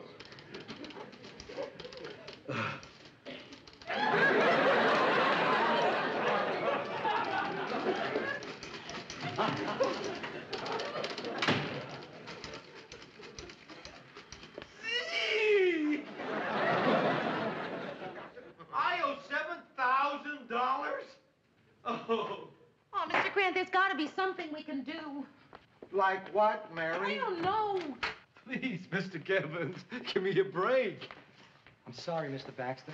There's nothing I can do. Next time, make sure you have receipts, or at least have someone to substantiate your business expenses. Well, wait. Are you saying that if you had somebody to back up Ted's deductions, that you wouldn't necessarily need receipts? Exactly. You mean to say that you would take the word of a business associate if they said that his deductions were legitimate? Possibly, if he swore to it. In other words, if someone who worked with him said that he or she had a business lunch with Ted, you might accept that, even though he couldn't prove it with a receipt? That's correct. That's very interesting. It sure is. Live and learn. Bye, Mr. Baxter.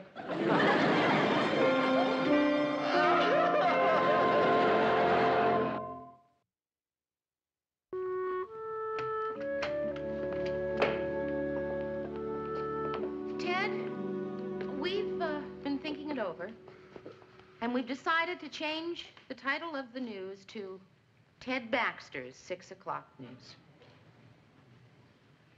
Ted Baxter's 6 o'clock news? Yeah. My name over the title? I mean, just like Alfred Hitchcock's Psycho? More than you know, Ted. Gee, thanks, guys. Wait a minute. Wait a minute. Are you saying this because you think I deserve it? Or because you feel sorry for me because of the tax thing? Ted, we are saying this because we honestly and sincerely believe that you deserve it. Isn't that right?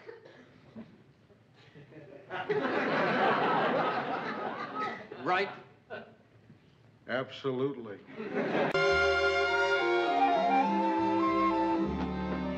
Murray, I have the most incredible news. Oh, yeah? What is it? Well, I can't wait to tell you. Well, tell me, tell me. Murray, you're just not going to believe this. At this rate, I'm not going to hear it. Okay, well, you know how hard it is for us to come up with new guests each week for Talk of the Town. Yeah? Okay, I have a friend at the State Department who handles visits to this country by important people, and Murray, guess who we're getting for the show? Who? Murray, you're not going to believe it. All right. Prince Charles of England. Really? Yeah. I mean, my friend is sure, pretty sure. Murray, think of what this can do for our ratings. Yeah. Wow. Ted interviewing Prince Charles. What a great bicentennial gimmick. Starting another war with England. Guys? Oh, Ted, I have the most incredible news. Really? What is it? I just can't wait. Ted, you're interviewing Prince Charles. Forgive me, Mary, but life is so short. Prince Charles of England? Yeah, heir to the throne, the crown prince, son of the queen. Son of a gun. You and I are going to have to do a lot of work together preparing for the interview. Hey, Murray, imagine being a prince. Boy, he's got it made. He can have all the chicks he wants. You just walk into a bar and say, Hey, I'm a prince. Okay, Ted, I will prepare a list of questions, and you will stick to that list. what's the matter, Mary? Don't you think I know how to talk to a prince? That's right, Ted. That's exactly what I think. Well, you're wrong. I can think of lots of questions. Lots of them.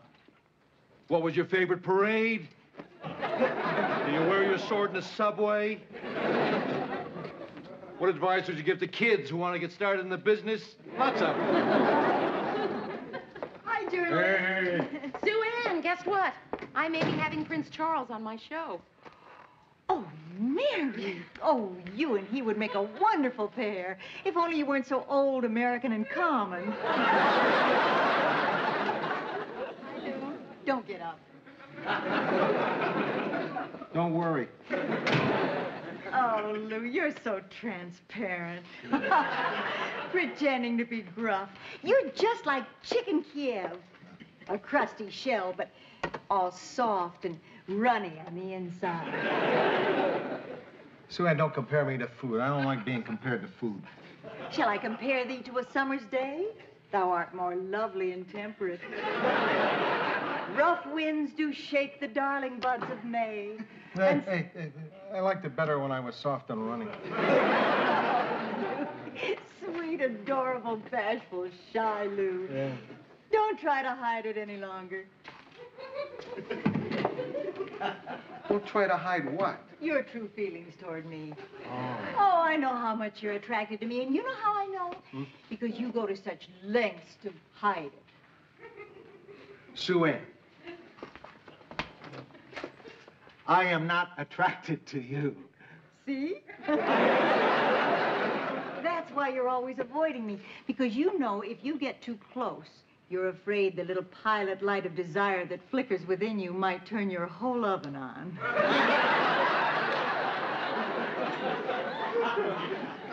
Sue Ann, for God's sake. That's why at the station picnic last summer, you wouldn't even be my partner in the sack race. You were so afraid of having your passion aroused. That had nothing to do with it. I just didn't want to get in the sack with you. Since you're obviously too shy to ask me out, Lou, I'm going to ask you. Huh? Why don't you come to my place for supper Friday night? Oh, Sue Ann, come on. I can't. Oh, now before you answer, remember, the more you protest that you don't want to come, the more it'll be clear to me that you really do. The more you say no, the more it means yes. Let me get this straight. If I say no, it means yes? That's right. And if you say yes, it means yes. So what's your answer, Lou? Perhaps.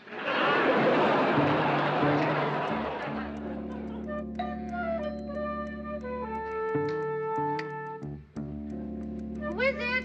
Sue Ann. Hello, dear. I hope I'm not disturbing you. I was in bed. Oh, good. Then you're alone. Sue Ann, it's 2 in the morning. I know. I was out on a date. What are you doing here? I want to show you something. Jessie, come in here. Hi. Mary, this is Jessie. Jessie, this is Mary Richards. Hello? I don't understand. I just wanted to show you what I've been out with. Well, it's all right, Mary. He doesn't like me any more than I like him, do you, Jessie? No.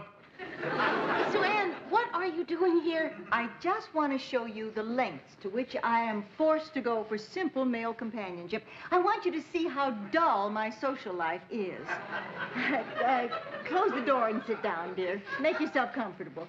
Would you get him a glass of water, Mary? Something to keep him busy. Sue Ann, I still don't understand. I know, dear, you don't understand why I go out with a man as dull as Jessie. No, that's not what I was going to say. Well, it's a good question. I'll answer it anyway.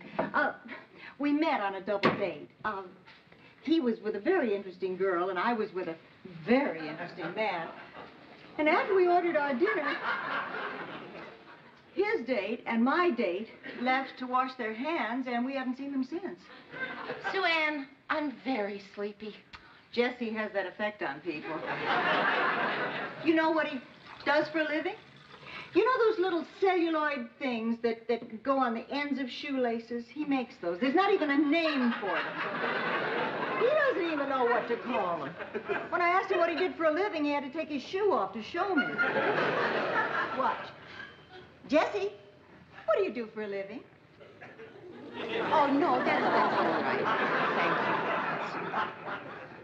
Thanks. You know, she's always making fun of what I do for a living. But those little things on the end of the shoelaces are very, very important. I mean, if you didn't have them, it would be murder trying to get the shoelaces into those little holes. Very true. Sue Ann, I don't want to appear to be a poor hostess, but what has all this got to do with me? Mary, dear, you can help me escape this. Now, Jessie's typical of the kind of men I go out with. Well, maybe not typical. He's one of the better ones. Good water.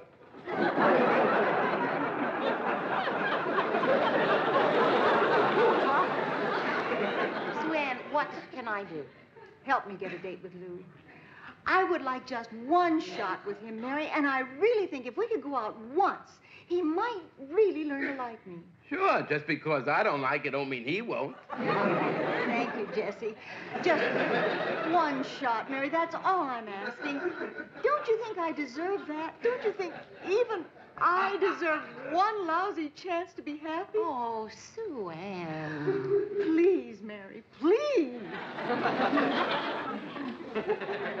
Well, I don't know what you think I can do, but if I can help, I'll try. Promise? Yes, I promise. Oh, Mary, dear, dear, sweet, wonderful friend. And now, dear, you really should get some sleep. You look dreadful. Bye, Jessie. Thank you. It was very nice meeting you. A pleasure. Look, if you'd like, I can drop her off and come back later. Don't think so.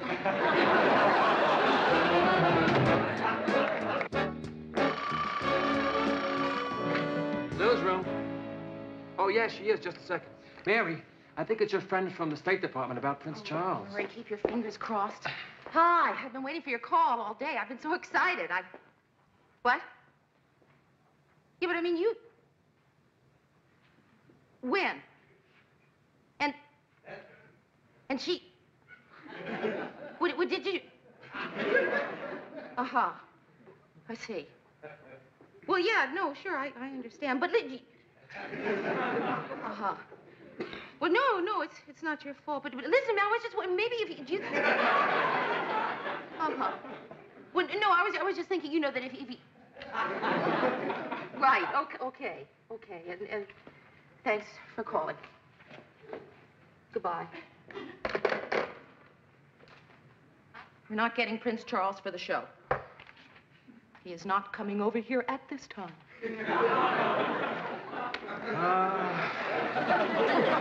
Murray, what are we going to do about a replacement? Hey, look, how about my human interest file? You know, all the offbeat characters we've covered in the past year. Maybe we'll... Hey, what about that? R.D. Thalacker of St. Paul, who attempted to enter the Guinness Book of World Records by growing the longest toenail in the world. Murray, you're suggesting replacing the Crown Prince of England with a 14-inch toenail? God! Oh, what about this one, man? The amazing Garavelli, the man who can stop a cannonball with his stomach, I don't think so. Yeah, big deal. I'm sure Ted could do the same thing with his head. What else have you got? Let's see, Oh, now this is a possibility. Yeah? It's the king of the gypsies. He's not the national king, he's just the local one, but he's very colorful. Okay, at this point, I'll take anything. All right, Murray looks interesting. Let's see if we can book him. Terrific. Only Murr, why couldn't it have been Bonnie Prince Charlie? I'm sorry, man. I know how disappointed you must be. Well, it's just that they practically promised me the prince. I mean, people shouldn't make promises they can't keep. How true, dear. Oh, Sue Ann, listen, You know what you have to do, Mary. Yeah, so did Benedict Arnold.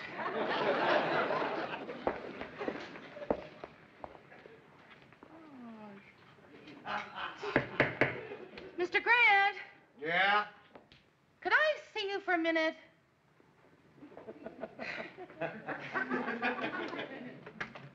What is it, Mary?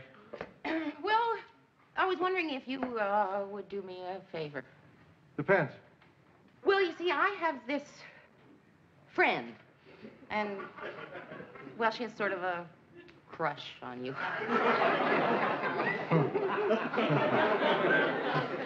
Oh, yeah? Yeah. I mean, she really thinks you're something. Well, don't act so surprised, Mary. Oh, well, no, I really I have had my occasional triumphs with the ladies. I may not be a swinger, but I'm not a hermit either. Yeah, right. Well, So anyway. do give me a little credit, Mary. Just because I don't flaunt it doesn't mean I don't have it. Yeah. Right, okay. So anyway, this friend wondered if you're not doing anything, Saturday night, if you would like to have dinner at her place. Her place, huh? Well, Mary, as it happens, I'm not doing a thing Saturday night, so you can tell your friend I'd be delighted. It's a date. Okay. Only, why didn't your friend speak for herself? Oh, I don't know, Lou. I guess I was too shy.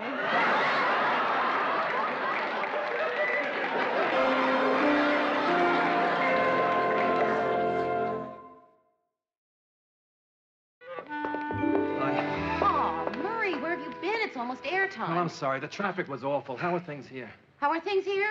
Well, Mr. Grant is sulking up in the booth because of his date with Sue Ann tonight. He's furious with me. Ted hasn't shown up yet, neither is the King of the Gypsies. Well, I've got the King of the Gypsies with me, and he's not going to improve your mood. Mr. Kralik. Mary, I'd like to present His Highness Laszlo Kralik, King of the Gypsies. Call me Laszlo. How do you do, Laszlo? It's a pleasure to have you with us. Call me Kralik. Pete, you want to get some hot coffee down here? Not for me, thank you. It keeps me awake.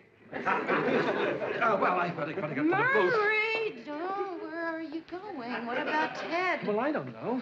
Maybe you should run over the questions in case you have to fill in. Good luck, Kralik. Call me Laszlo. What was your name again? Mary. Lovely name. I think it was my mother's.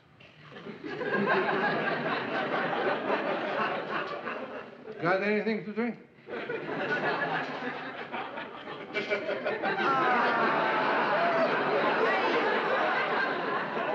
Why don't we just sit down?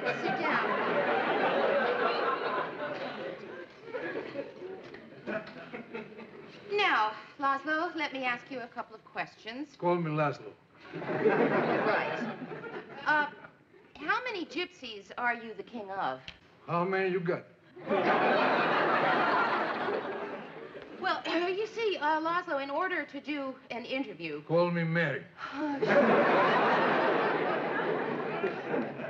In order to do an interview... Mary, I'll take over. Ted. Your Highness, it's a pleasure to meet you. My wife. You play the accordion? Why don't you just sit for a moment and we'll be right back to you. Wait, see you for a second? Yeah, sure. Don't make any suspicious moves. Just get to a phone and call the police. Police? Why? What happened? I don't think that man is the Crown Prince of England.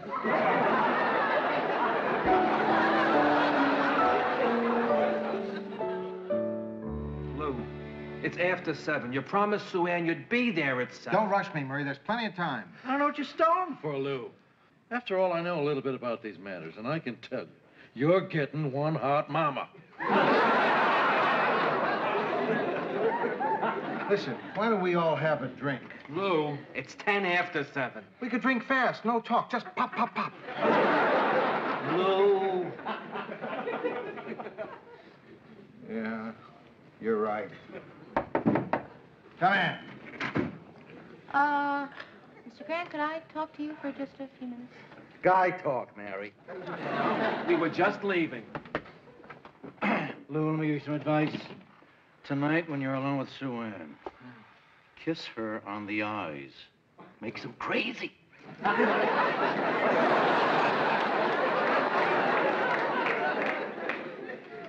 Grant, I feel really badly about having gotten you involved in this.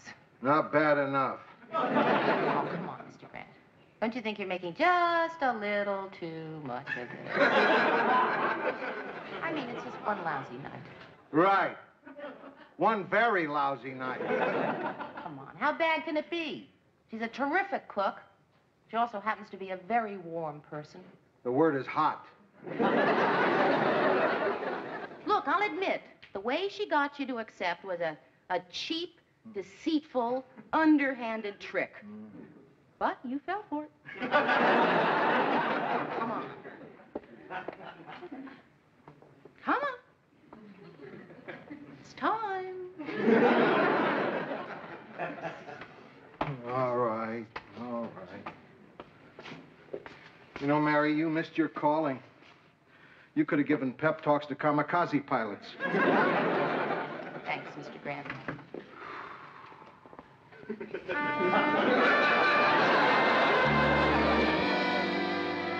You're a pleasure to cook for, Lou. You had seconds and thirds on everything. I was just trying to make the meal last.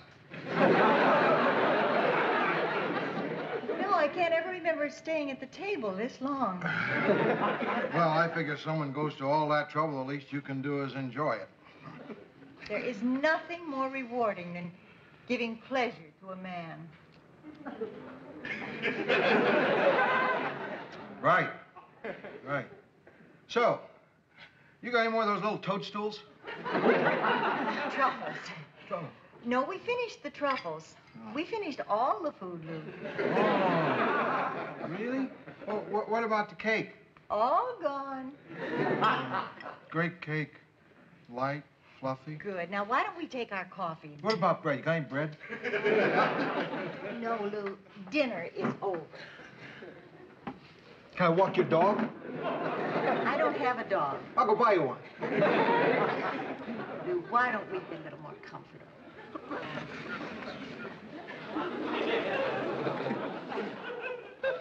I've waited a long time for this evening, Lou. But it was worth waiting for. Yeah, sure was. Great dinner.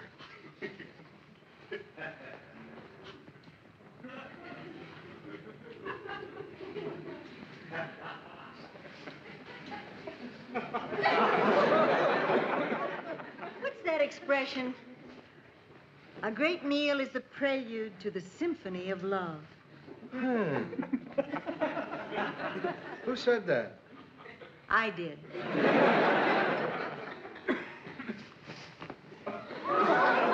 Look, Sue Ann, don't do that. Go ahead, Lou. You're stronger than I am. Press your advantage.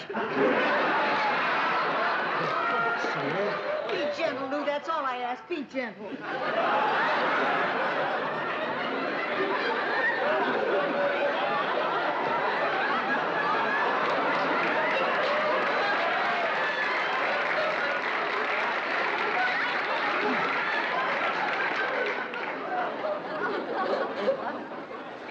What is it, Lou?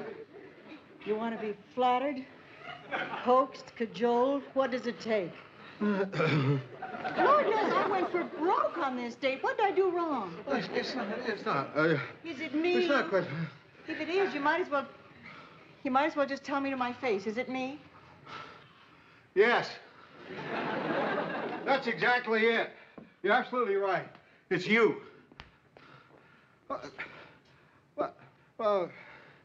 What I mean is that you're much too good for this.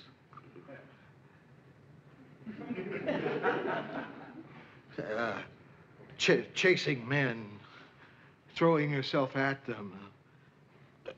That's not you, Sue Ann. No. You have too much to offer. Hey, any guy would be darned lucky to catch you. But you have to have enough confidence to let him do the catching. You're a terrific broad. Woman, that is. Broad's okay. But you don't give people a chance to find that out. The treasure shouldn't do the hunting, Sue Ann. You're a treasure. You should act like it. Okay? I think maybe I better go. Lou? Hmm? That was a lovely rejection. Isn't life funny? I've been accepted by lots of men and felt rotten. You just rejected me. And I feel like $1 million. Thanks, Lou. Listen, this was a good evening. Who knows? Maybe we'll do it again sometime. When?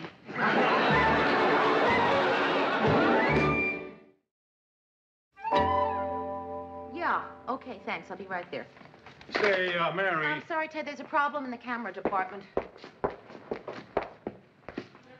I'm looking for Mary Richards. He's right over there. Mary? Well, what can I do for you, Your Highness? When do I get money for my TV guest shot? Well, payroll takes care of that. It'll be a week to 10 days. Okay. Give me some money on account.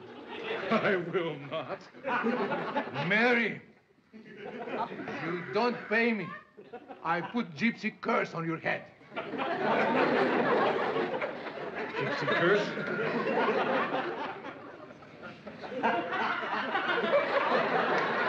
May your tongue shrivel up. Your eyeballs fall from their sockets. Your teeth rot. Your armpits catch fire. And the soles of your feet be covered with boils.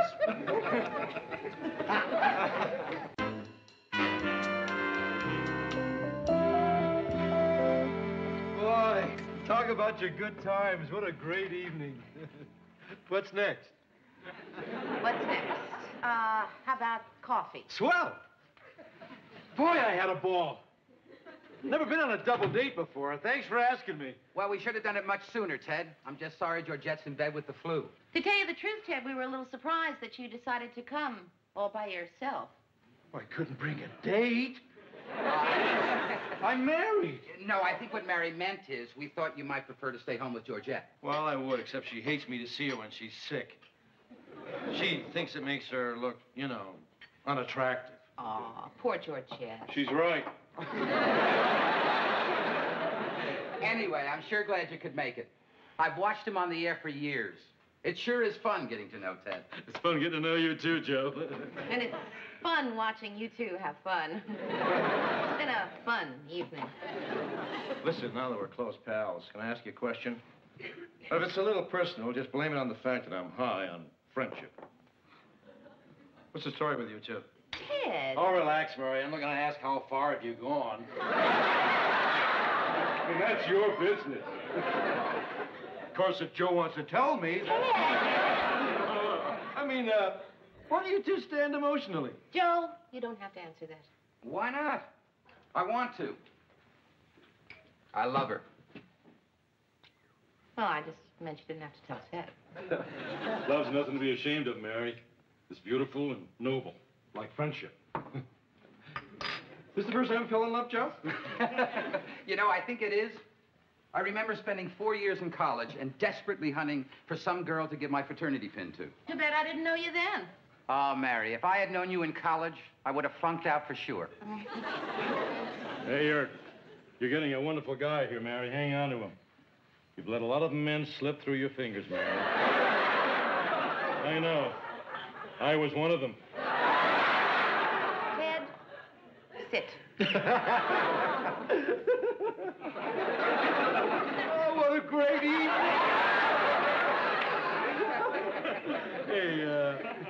Hey, I can't stay. Are you sure? He's sure. You two are going to have to make your own fun. Try to understand. I've got to get home to the little sicko.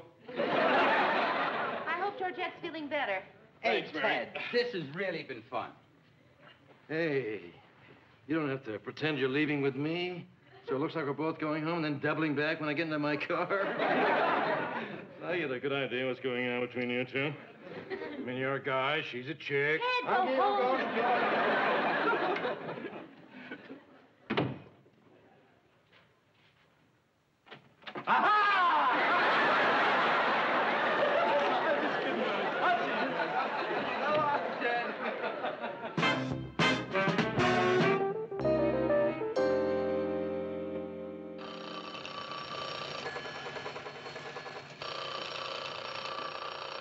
Nobody can pick up a phone around here? Yeah? Who'd you say it is? I don't know any Dan Whitfield. What if you are downstairs? Lou, you know him. Yeah, how are you, Danny boy? Yeah, glad to hear from you. Are you coming up? Great. To see Mary. Oh, she'll love to see you. Uh-huh. Yeah. Okay. See ya. Who is he? Well, how can you forget? He and Mary went together for about a year. They almost got married, and then he went away. Oh, yeah, he was a nice guy. If he's such a nice guy, what's he doing bird-dogging Joe's quail? Hey, wait a minute. I remember. He was a very nice guy. Maybe Mary's better off with him than Joe. No, I don't know. I didn't like it when he left town on her. He didn't. He took another job someplace else. Well, all I know is he made Mary cry, and I don't like guys who make Mary cry. Oh, what about the guy she's seeing now and all the other girls he's been going out with? Oh, no, he only did that until she caught him, then he cut them off. And that's a gentleman, Lou. I mean, no kidding. The one that deserves Mary is Joe. I'm not sure. Please, Lou. Please what? Vote for Joe. Okay. Murray? This guy made Mary cry. I vote for Joe, too. 3-0. Hi. Oh, hiya, Dan. You lose by a landslide. What? How are you, Dan? Fine. Hello, Lou. Where's Mary? Not here. Not in yet. She's dead. Miss Fred, I checked with the film lab and... Dan! My mother was right when she told me about women. Son, I'm the only good one. What are you doing here? Are you visiting or what? Moving back. I just got in, and I wanted to see you before I did anything else. Well, gee, it's really good to see you. Look, let's get together tomorrow night. There's a formal dinner dance at the university, and I'm supposed to go. What do you say, Mary? Come protect me from the undergraduates for old time's sake. Okay, sure, for old time's sake. Great. I'll call you tonight. Okay.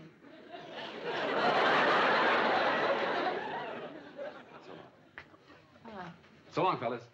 So long, Dan. Thank the good Lord my good friend Joe didn't see you just now. If you were my woman, I'd whoop you.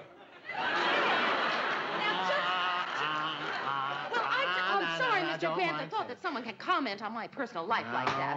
Well, it is very upsetting. What I do is my own business and nobody else's. Mary, easy. Hey, hey, hey, hey, hey.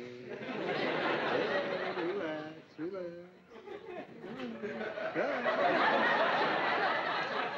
Okay, thanks. It's okay. I'm great at calming women down. Some men excite them, I just calm them. You just have to understand, Mary, that Ted likes Joe, and he's not quite as bright as some of us. He just can't understand how you can go around cheating on the man you love.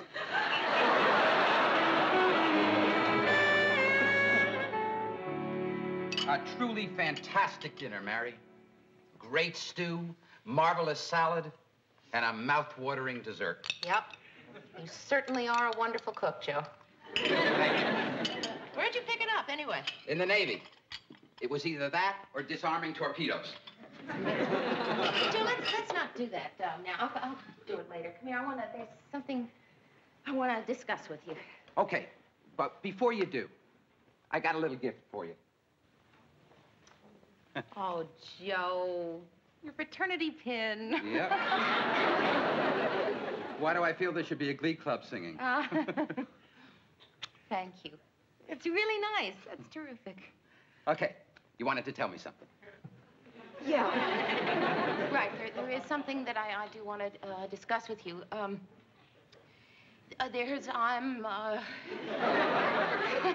Boy, Joe, this is one of the moments. One of the many, many moments.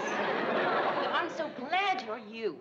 Because, I mean, there are a lot of men who would not understand what I'm going to say. Well, I know you, and, well... This is going to be a real kidney punch, isn't it? No, not at all, no. Here's the thing. There's a friend of mine, an old friend, is in town for a little while, and I'm going to be seeing him tomorrow night. Seeing him? You mean going out with him? Yes. Well, that's fine. I mean, we don't have any plans for tomorrow night. Well, no, I know that. I just thought maybe you would be upset about my seeing someone else. Oh, I can't believe how little you know me. Well, no. I mean, just very briefly just flashed through my mind that you might be upset. Well, I mean, why should I be upset if it's just a friend who you were never really romantically involved with? I mean, I don't think I'm the kind of guy that gets upset just because you're seeing some guy you happen to date a couple of times. Well, Joe, I think that I should be really honest with you now. I mean, I didn't just date him a couple of times. We were sort of engaged. Well, sure, but that was a long time ago. And now you're sure you don't have any feelings for him.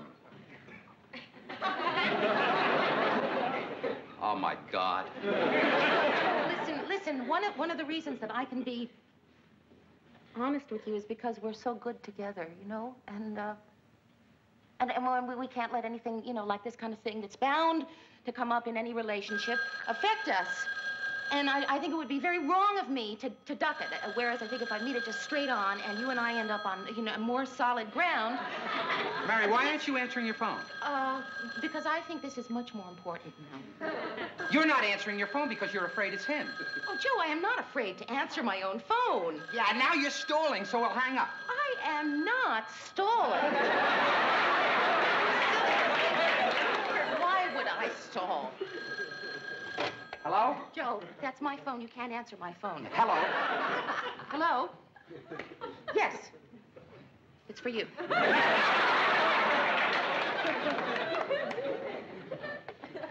Hello? Oh, hi, Ted. What's up? Yes, as a matter of fact, I sure am free tomorrow night. Yeah, well, that's very thoughtful of you, buddy. Sure. Let's do that. My place. And bring Murray and Lou. We'll play some poker or something. Thanks for calling, Ted. Bye-bye.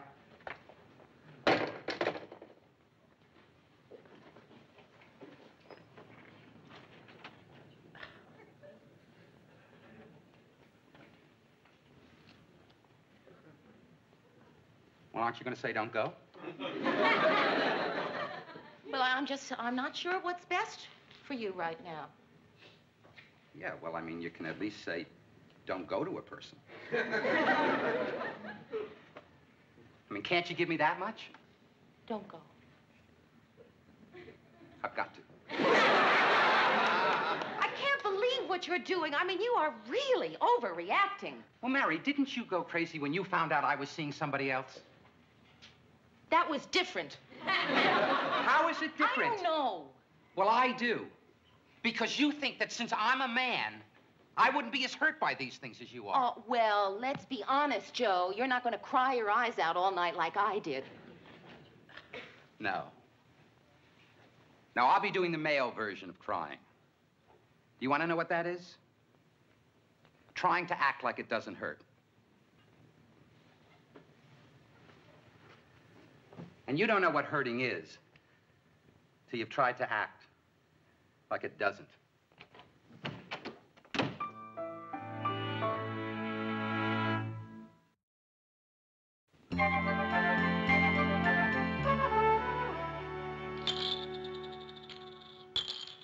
Three kings.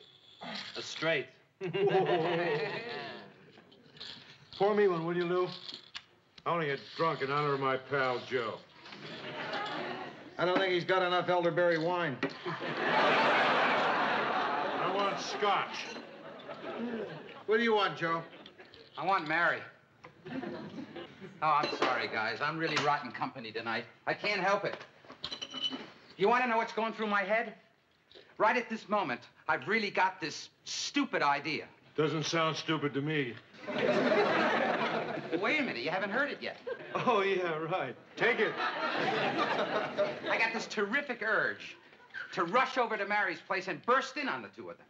And do what? I don't know. I honestly don't know. It's just an irrational urge. I think you ought to do it. Yeah, I do, too. Seriously, you mean it? Sure. There are times in life when being a man means making an absolute ass of yourself. You said it. You know something? I may just do that. I may go over there. I think I will. Oh, wait a minute. Am I crazy? A guy can't go bursting in on two other people just because he feels like it. I mean, you just can't do that. Can he, guys? I mean, think a minute. Be sensible. Can he?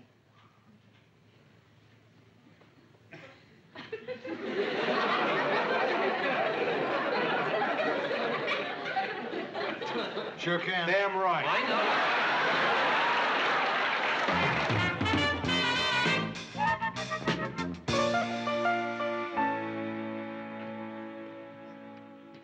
Oh, what a good evening it was. And so uncomplicated. Well, we'll soon fix that. Mary, I can't believe that we're finally here. I never thought we'd make it. Not make it to my apartment? Why? Well, you kept us at the dance until every living soul had left. You gave the cab driver the wrong directions, and it took you 17 minutes to find the key to an unlocked door. Well, Dan, you make it sound like I'm afraid to be alone with you, when actually I consider this just an average evening with a dear, good friend. Oh. Well, I don't know, Mary. Something just doesn't seem right. Oh? Like what? Well, I don't know. Your voice, for one thing. The way you talk to me. There's just a faint note of formality in it, I guess. Why, Dan, whatever do you mean? Okay. Maybe it's me or the way we're dressed or something, but I feel slightly ill at ease with you. And that's pretty ironic when you consider that in the old days, we couldn't wait to get back to your apartment so we Yes, could... yes, I know what you mean. I mean, Mary, don't you ever think of those days when we used to... Well, Dan, you know, one thinks of so many things during the course of a day. Especially that New Year's Eve when you told me... Yes, I do. I remember that. I remember that. Yes. I don't know, maybe I should ask you more about this guy, Joe. Well, I don't know what to tell you. Joe is fun to be with. That's enough. I don't like him already. So, here's to us. Yes, to you and to me. That's us. You and me is us. No, I know that. Yeah, okay. Oh, Dan. I know you too well to be acting this way. Let me tell you what's on my mind. All right, Mary, just realized what I'm doing is ridiculous and very immature. I'm sorry. Please forgive me. Anyone can rent a tux, you know.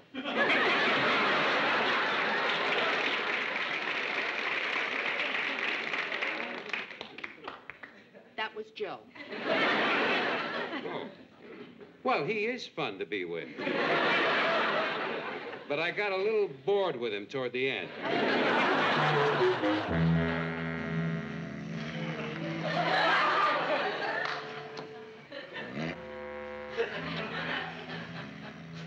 Glad I'm not married anymore. I'd hate to have to explain his gray hair all over me. You know, I never saw a guy pass out so fast. No wonder with those sissy drinks he's used to. This is the first booze he's ever thrown his lip around that didn't have 6 cherries and a little umbrella in it. Come on, Ted. Come on. Wake up. Hey, Joe, congratulate me. I'm smashed. Why should I congratulate you? It's the first time. Yeah. In drinker's terms, tonight he lost his olive.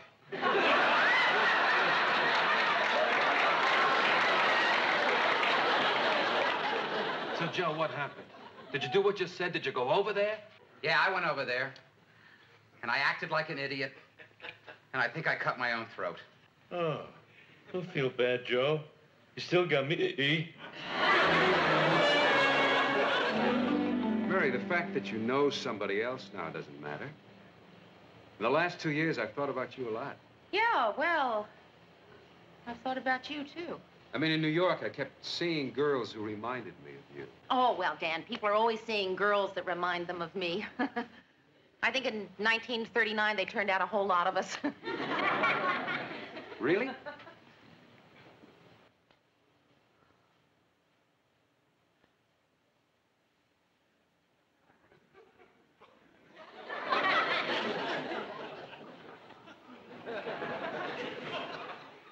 Mary, you're wonderful.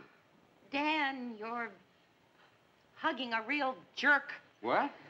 I have no business doing this. I have no business being here. Mary, you live here. Right, yes, I know. I mean, I have no business in this situation.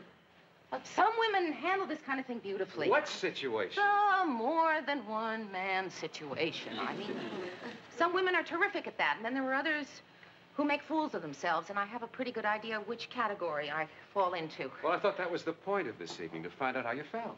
Yeah, it was, and I think I did. You mean when I kissed you, you didn't like that? Oh, no, I liked that. Quite a lot. Well, then? Well, but Dan, I mean, just because you feel strongly about one person doesn't mean you don't enjoy kissing another person. I thought it did, and it probably should, but it doesn't. I know, that's the point, Mary. Look, you need some time to think this over. There's no rush. I'll tell you what. Why don't we see each other again in a week or so? No, I don't think so. Why not? I don't know, Dan. I wish I could give you a reason. I mean, we're both adults. You're not married. I'm not married. I like you. I don't know. I don't feel comfortable not being with Joe. Well, frankly, I don't think that's a very good reason. Okay. Then I'll give you another more important reason.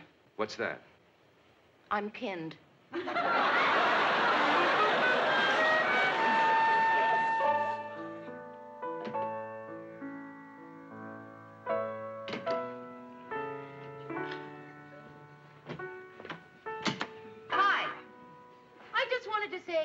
That it's very immature of me to be here tonight.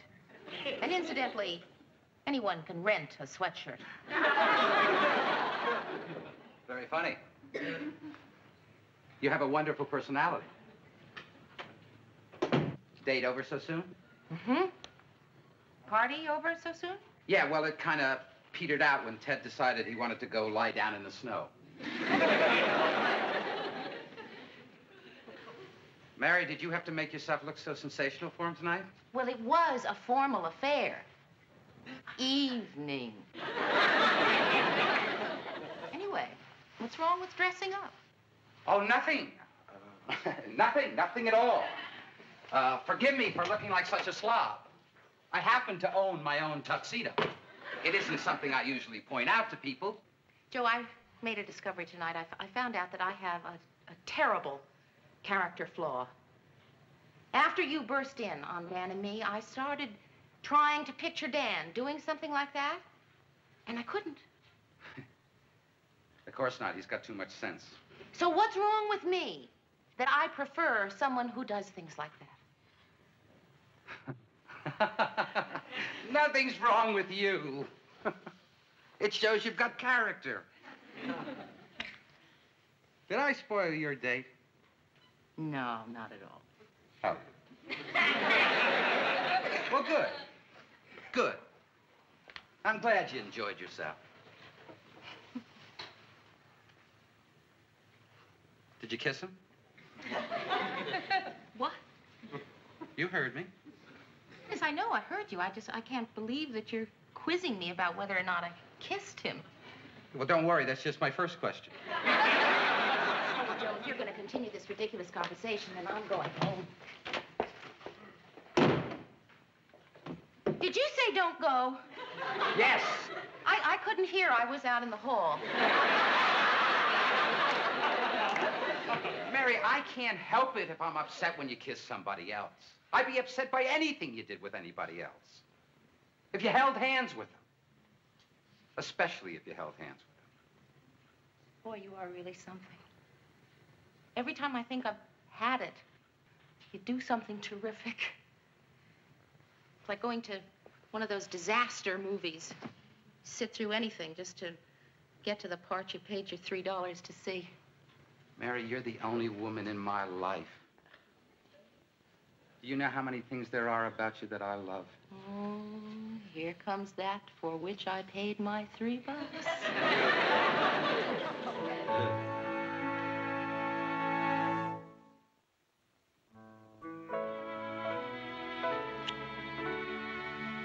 Well, goodbye, Mary. Goodbye. Thanks for not making a scene. Joe, you're only going to be gone 2 weeks. How can I make a scene? Bye. Who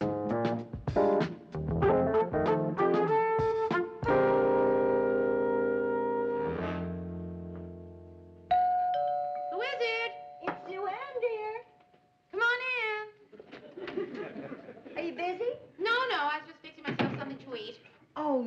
That's what I smelled out in the hall. I was afraid someone's cat had died. You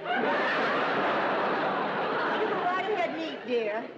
No, that's all right. I'm not really hungry anyway. What can I do for you? Mary, I have a problem. Harry Adams, the producer of my show, quit without notice. Why'd you leave? I don't know.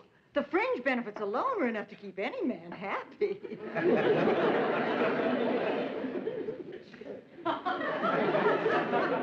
But I wouldn't worry about it, Sue Ann. I think you'll manage to find a new producer. After all, last year you managed to come up with 7 of them. Mary, don't you know why I'm here? I've come to give you your big chance. My big chance. Sue Ann, you're not going to ask me to produce your show. Why not? You'd be perfect. You're a free-thinking, independent, unshackled woman. Exactly the kind of person to jump when I whistle. Well, I'm very, very flattered, Sue Ann, but I already am a producer. Oh, are you really? Oh, Mary. As long as Lou is in charge of that newsroom, you'll never really be a producer. Sue Ann, I am the producer. I don't work for him, I work with him. And I think I can safely say that we are just about equals, Mr. Grant and I. Lou and I. Anyway, my leaving the newsroom is out of the question. Dear, I am offering you what every creative, artistic person needs. 100 clams more a week. But thanks, Sue Ann, but I really couldn't consider leaving. Mary, do yourself a favor. Sleep on it. I don't have to. I really don't. My mind's already made up. Are you sure? I mean, think what it would mean to do my show every week instead of working in that newsroom. No more deadline pressure. I'm sure. No more puny little salary. I'm really sure. No more long hours. No, really, positive. No more Ted Baxter. Okay, I'll sleep on it.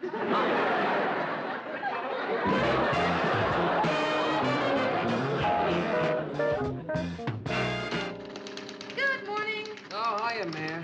Sue Ann's been looking for you. Oh, no. I got bad news for her. Well, what is it? Did they decide not to build the Marine base outside of town? Mary, I've got to talk to you. I've got a fantastic idea on how to increase our ratings. All right, Ted, what is it this time? Well, instead of doing the news the way I do every night, with just the cameraman watching, I'll do it in front of a live audience. Pretty exciting, huh? Well, Ted, I really don't see the value in having a live audience. I knew you were going to say that, Mary, so I'm prepared to show you how wrong you are. I'm going to prove to you that it's more exciting doing the news with a live audience. Okay, you guys ready? Yeah. And now, repeating today's headlines. Rising floodwaters threaten cities surrounding the Mississippi, causing thousands to flee. Oh. Mary Strickler gave birth to quadruplets, 4 beautiful, bouncing baby girls. Finally, in Oakland, California today, a man explained to police that he shot himself in the foot to take his mind off his toothache. And that's it for the evening. This is Ted Baxter saying good night and good news.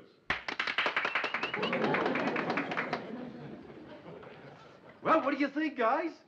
Boo! You mean you're not going to do it? Ted, I don't think so. I'm sorry. Boy, a guy tries his best, works hard to come up with a concept, make the show a little different, and this is the thanks he gets. Shut up! Good morning, newsmongers. Hello. Hello, Sue Ann. Well, Mary, what have you decided? Well, Sue Ann, flattered as I am, I've decided to stay here in the newsroom. Oh. No, what's this all about? Oh, well, Sue Ann asked me to produce her show. So I'm sorry, Sue Ann, you'll just have to find someone else. Well, Mary, if there was anyone else, why in the world would I be asking you? Won't you reconsider? No, hard as you're making it for me. No, I'm going to stay right here. You sly devil. I bet you're holding out for more money. No, really, it has nothing to do with money. I'm willing to go another $50 a week, even though it does mean digging into my own bra. Talk about an inflated economy. $350 a week is a lot of money, but I have no intention of leaving the newsroom. This is the job I feel I should be doing. All right, Mary, I understand. I want you to know there are no hard feelings. Okay. In fact, I admire your integrity. And if you should ever change your mind, don't hesitate to come crawling. Thanks. Sue Ann, a crazy idea just popped into my mind. I hope you don't think I'm being too forward. You know that I've produced a couple of documentaries. And I know my way around television studios, so I was just wondering Are you if... saying you'd be interested in the job I was just offering Mary? Well, I'm saying that if you can't get anybody, I wish you'd keep me in mind. Why don't you kick it around overnight? I have other things I kick around overnight. Murray, I make quick decisions. Besides, I'm desperate. The job is yours. And just like that? Well, that's great, Sue Ann. Well, look, when would you want me to start? I need someone right away. Okay. Well, look, I better go in and talk to Lou. I'm sure we can work something out. Boy, I can't believe this. I'm going to be a producer. You know, Sue Ann, I'm so happy I could shake your hand. I know this is going to be the beginning of a wonderful relationship. We're two old friends who understand and respect each other, and I just know, working as a team, we should be able to put on one heck of a good show. You bet we will, Sue Ann. Miss Nivens.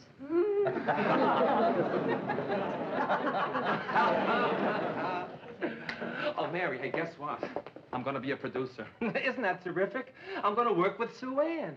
Sue Ann? Yeah, isn't that fantastic? Well, yeah, Murray, that's really great, but, Sue Ann is... Oh, Mary, I know what you're thinking, but Sue Ann's nothing like that.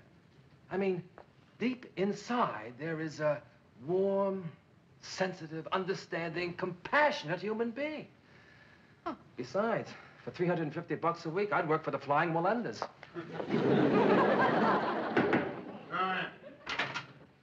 Can I talk to you for a second, Lou? Sure, what's on your mind? Well, this is very difficult to say. How long have I been here? About 10 seconds. No, Lou, no. I mean working in the newsroom. Oh, let's see. I guess it's 8 years. No, it's 9 years, Lou, and that's what I want to talk to you about. No, You see... no. You're wrong. It's 8 years. I remember exactly, because the day when you started to work here was my daughter's Sweet 16 party. Oh, yeah, it was a Sweet 16 party, Lou, but it was 9 years ago. See, and that's what I want to talk to you about. No, it can't be. She's only 24. No, she's got to be 25. Let's settle this right now. Oh, Lou, it's not important. Yes, it is, Murray. I don't know how old my own daughter is. Hello, honey. How old are you? 87. Oh, yeah. Listen, I'm sorry, Lee. I dialed the wrong number. I'm really sorry. I'm really sorry. But hang in there, you hear?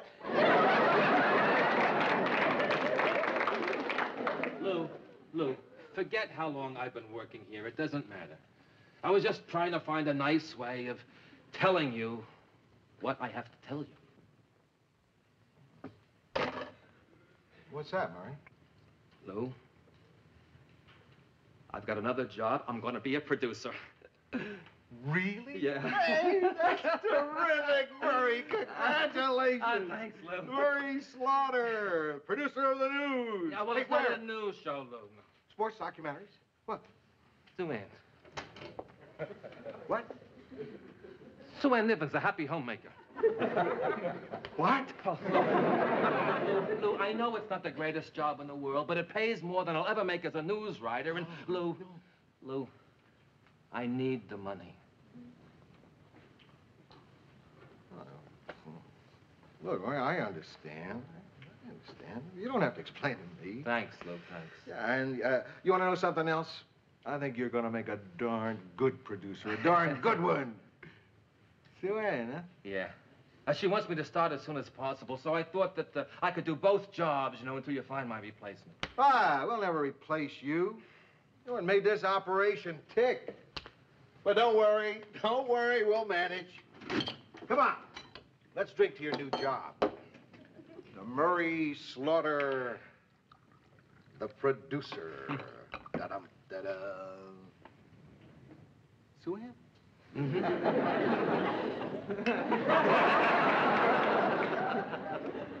Nivens?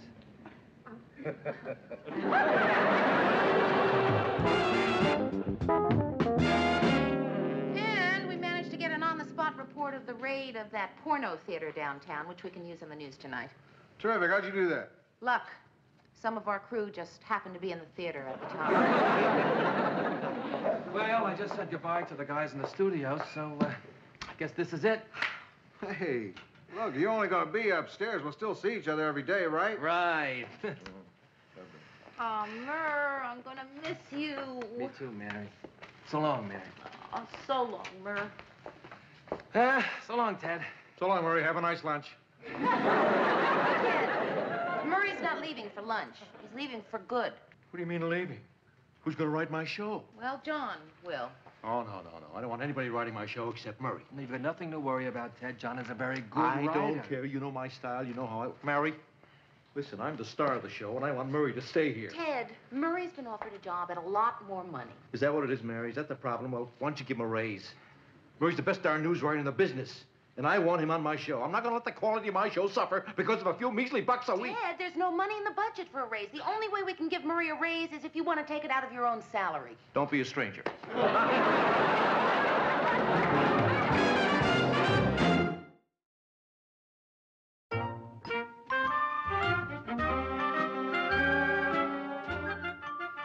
And so, until tomorrow, this is your happy homemaker reminding you that a woman who does a good job in the kitchen is sure to reap her rewards in other parts of the house.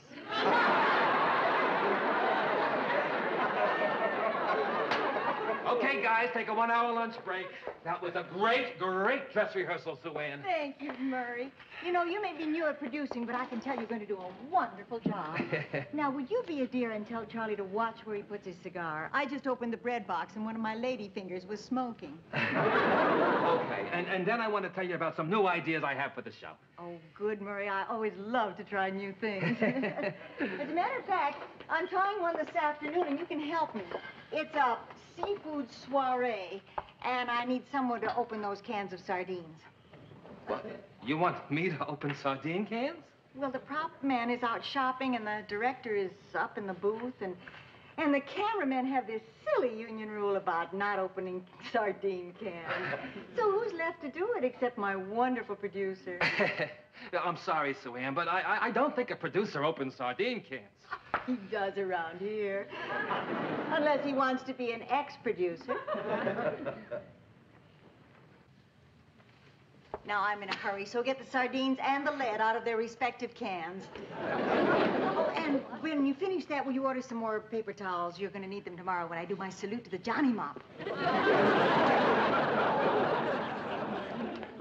Murray! Hey! So, how things going, Murray? How's the big producer? Oh, great, guys, just great. That's great, Murray. Really great. How come she's got you opening cans?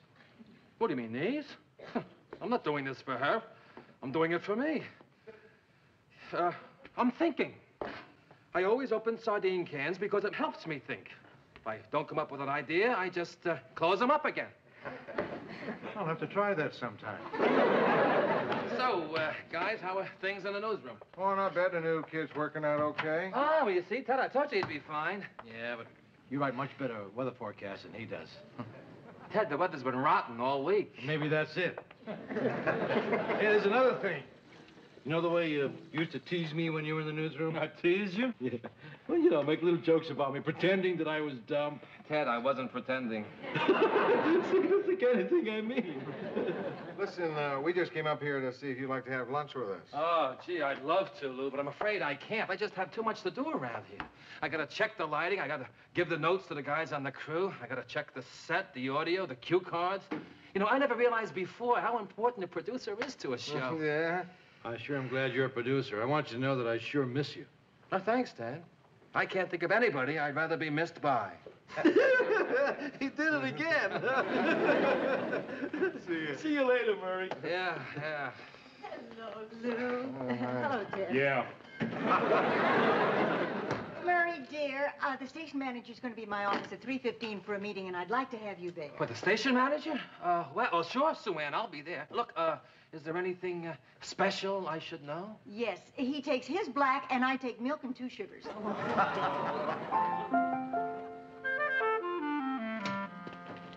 Oh, boy. Oh, boy, oh, boy. What? I have just been watching watching a man being destroyed. Is it too late to send a film crew? Mr. Grant, I am serious. I was just visiting Murray down on Sue Ann's set. You cannot believe the way she is treating him. She's got him scrubbing the stove, washing dishes, scouring pots. Now she's got him cutting paper doilies out for her fat wedding show. For what? Oh, she's doing a special on weddings for the weight conscious. What kind of wedding is that? I don't know. I guess instead of throwing rice, they throw cottage cheese. The point is, Mr. Grant, she's treating him like a flunky. Isn't there something you could do? Could you talk to him? Well, Mary, what can I tell him? I don't know. Tell him to stand up to Sue Ann, not to let her push him around. Why don't you tell him? Because I think he should hear it from someone stronger, someone forceful, tough. Why don't you get Sue Ann to tell him? Look, well, he's a grown man. He made a decision. He knows what he's doing. If he wants his job back here, he can have it. But beyond that, I'm not getting involved. But, Mr. Grant, Marie is so unhappy. Mary, I am not getting involved. Come in. Hi. Oh. I hope I'm not disturbing anything. Hi, Marie. Nice to see you, Marie. I'm just meeting Murray for lunch, and I thought I would drop by and say hi to the old gang in the newsroom. Oh, you must be really proud of Murr, huh? Oh, Mary, it is fantastic. You know, my friends see his name on the credits, and the children are so proud of him, too. And the extra money certainly doesn't hurt. Oh, I can't tell you how it's changed our lives. We are the two happiest people in the world. Mary. Oh, I'm sorry, Mary. I'm just so miserable. I hardly see Murray at all anymore. And when he comes home, it's so late. He's so cranky and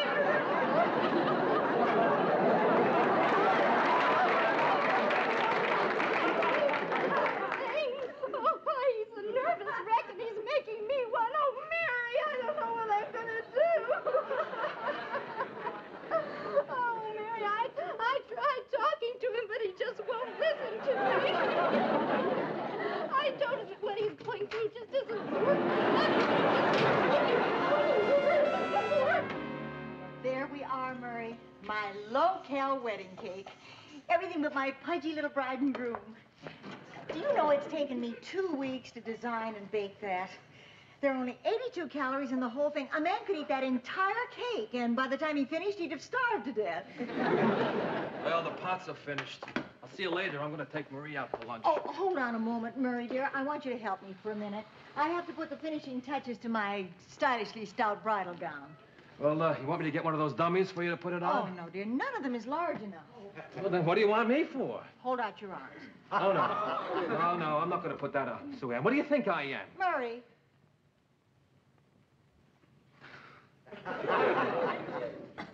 There we are. You know, it's only going to take 2 seconds, dear. And don't fidget now while I'm trying to pin you. Look, this is embarrassing. I mean, it's humiliating. Look, I told you I've got a lunch date.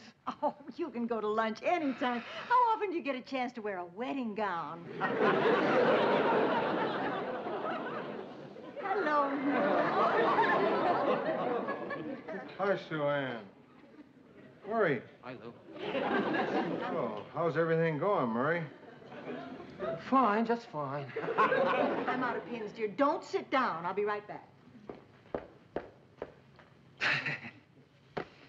She didn't have a dummy big enough.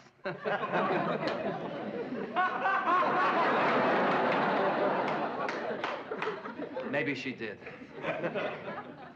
Murray, how can you do this to yourself? You can't let Sue Ann just walk all over Oh, you. yes, I can, Lou. For $350 a week, you bet I can. But it's eating you up inside. It's gonna make you crazy. You keep holding your feelings in like this, and it's just gonna explode one day. You gotta stand up to her. Say what's on your mind. Be a man. Oh, is that what you think, Lou? You think I'm not being a man? Well, let me tell you something, Lou. There's a lot more to being a man than all that macho stuff. I got a wife. And I got kids. And doing my best for them is a big part of what makes me a man. So don't tell me I'm not acting like any man, Lou.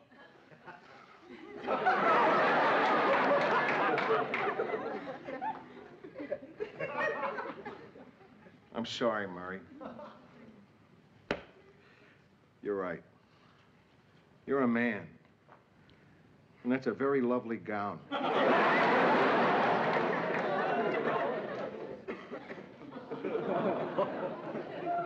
Gee, I didn't even know you guys were engaged. Get out of here. Okay, Lou, but isn't it bad luck for you to see Murray before the ceremony? Get out of here. I just stopped by to ask if you wanted to have a lunch, but I guess you two kids want to be alone. Oh, get out of here. Okay, Murray. You're beautiful when you're angry. No.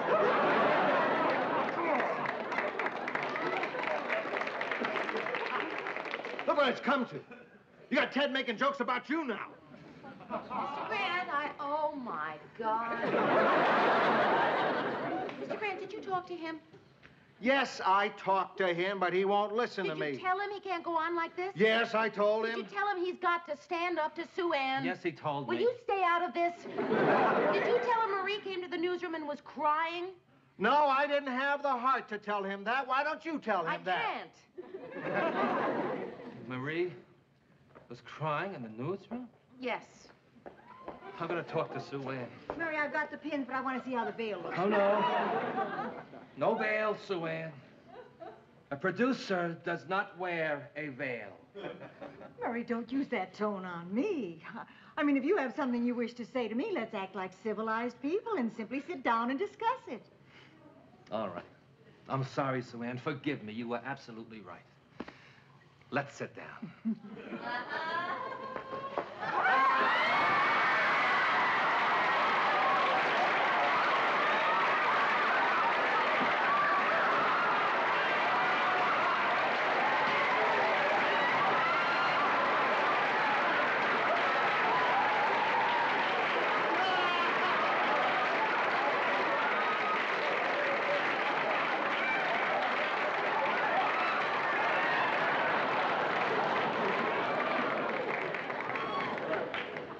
Now, if you will excuse me, I've got a luncheon date with my wife.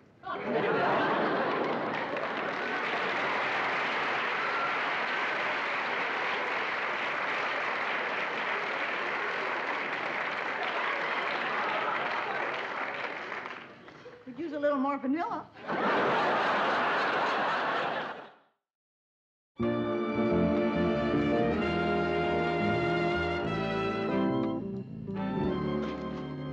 Hello, Mary. Hello, Murray. Hi, Sue Ann. Pull up a cake and sit down.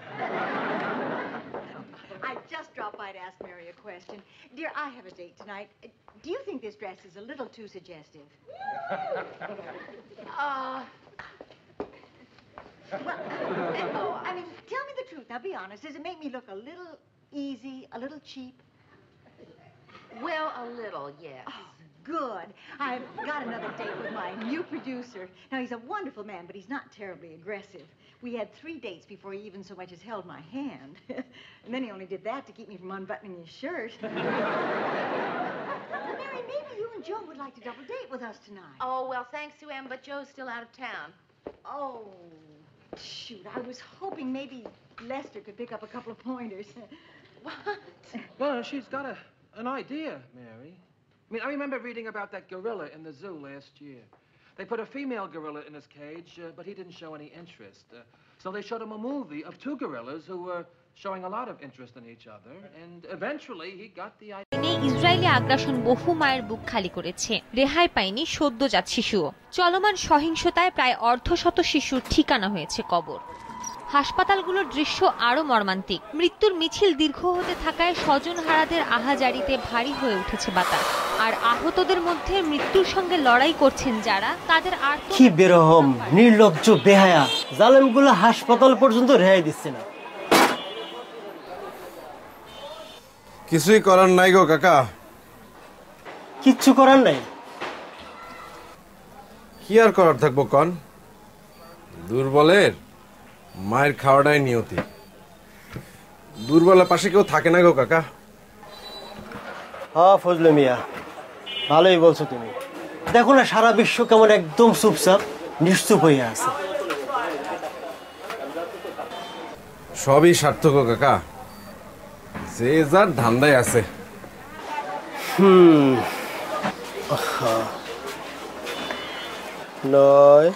10, 11, 12 মোট 12টা আছে না? বিকালের মধ্যে পাবো তো?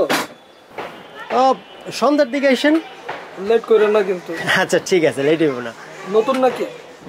আসসালামু আলাইকুম। হ্যাঁ নতুন, কয়দিন ধরে আসছে। নাও সন্ধ্যার মধ্যে ভালো করে করে রাখো।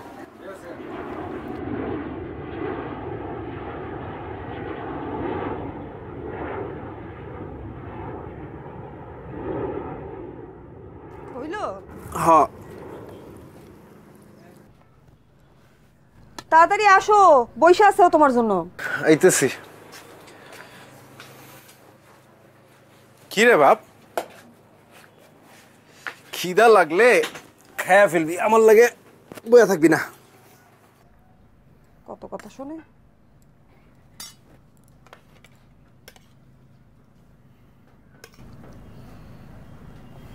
দেখ তোমার প্লেটটা দাও। শেষ। আরে ডিম ভাজি রে।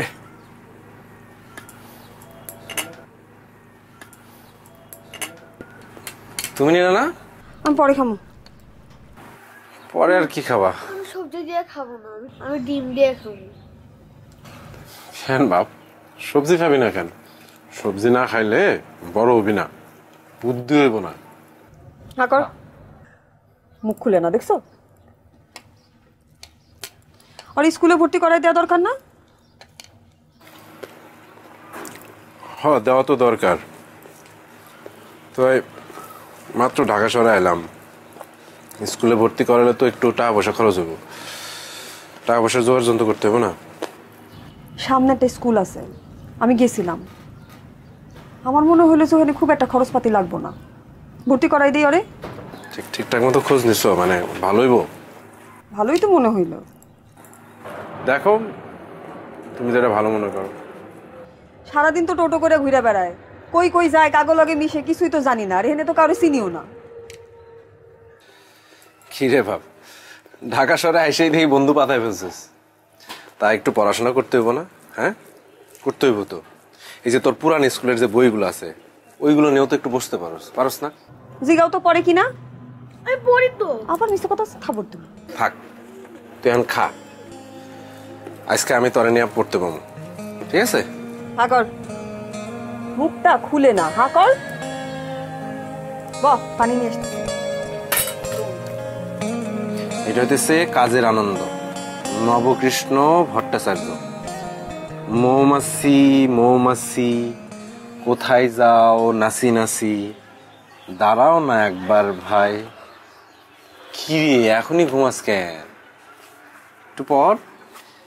ওই ফুল ফোটে বনে, যায় মধু আহরণে, দাঁড়াবার সময় তো নাই। এত হাই তুলতেছিস কেন? বাকিটা কালকে পড়ি। কালকে পড়বি? পড়তে বলেই ঘুমাহে না? আমি অনেক পড়ছি। আবার কই দে, পেন্সিল দে, আমি তোর এই শব্দার্থগুলো লিখে দেই, এগুলা মুখস্থ করবি। তুমি দোকানে যাইবা না? যাবো তো, আর একটু এগুলা দেখা দিয়ে যাই, এগুলা তোর বাসার কাজ, ঠিক আছে? এগুলো মুখস্থ করবি। যে আহরণ মানে হইতেছে সংগ্রহ করা। আহরণ মানে কি? সংগ্রহ করা। সংগ্রহ করা। তারপরে হইছে 200 láp Nguyên và phát sai lần dạo em chợ sự nhà cái chứ chọn ngay cái có tài không 210 láp 42 tỷ 2 triệu một lần có chờ nhầm ôi không còn 100 để bớt 6 15 cái lại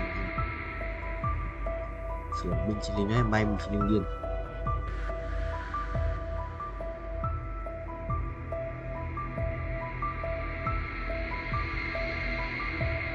chương 8 này làm chi một cây đai máu nữa sử dụng làm cái giáp máu à đây hả một bên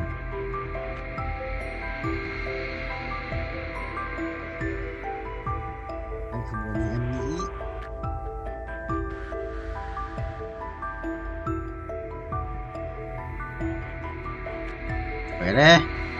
Nếu mà xếp sai bên khác, bạn xếp đúng bên là thắng.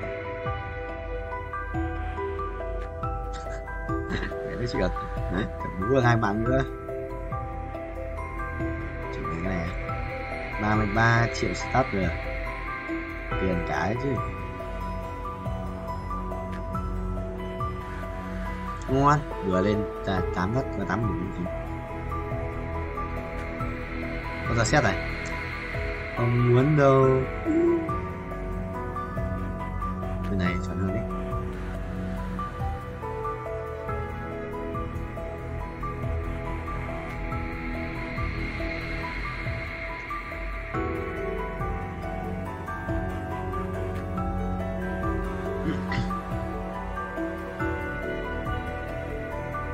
Ra xin ra rồi. Ngon này.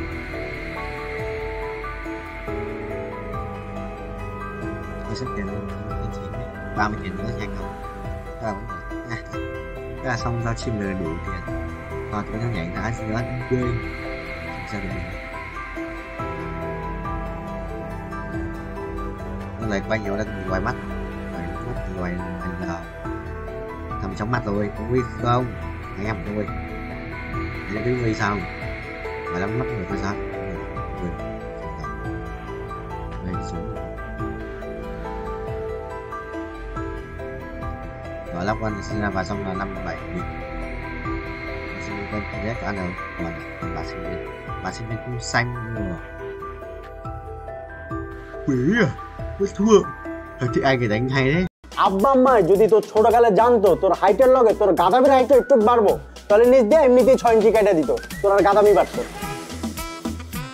শুন আব্বা আম্মা যা বলে তা কর বিয়েটা কর আর আমার রাস্তাটা একটু ক্লিয়ারটা কর ও আমি তোমার পথের কাটা না তোরা কেউ চাস না যে আমি পড়াশোনা করে এই নিজের পায়ে দাঁড়াই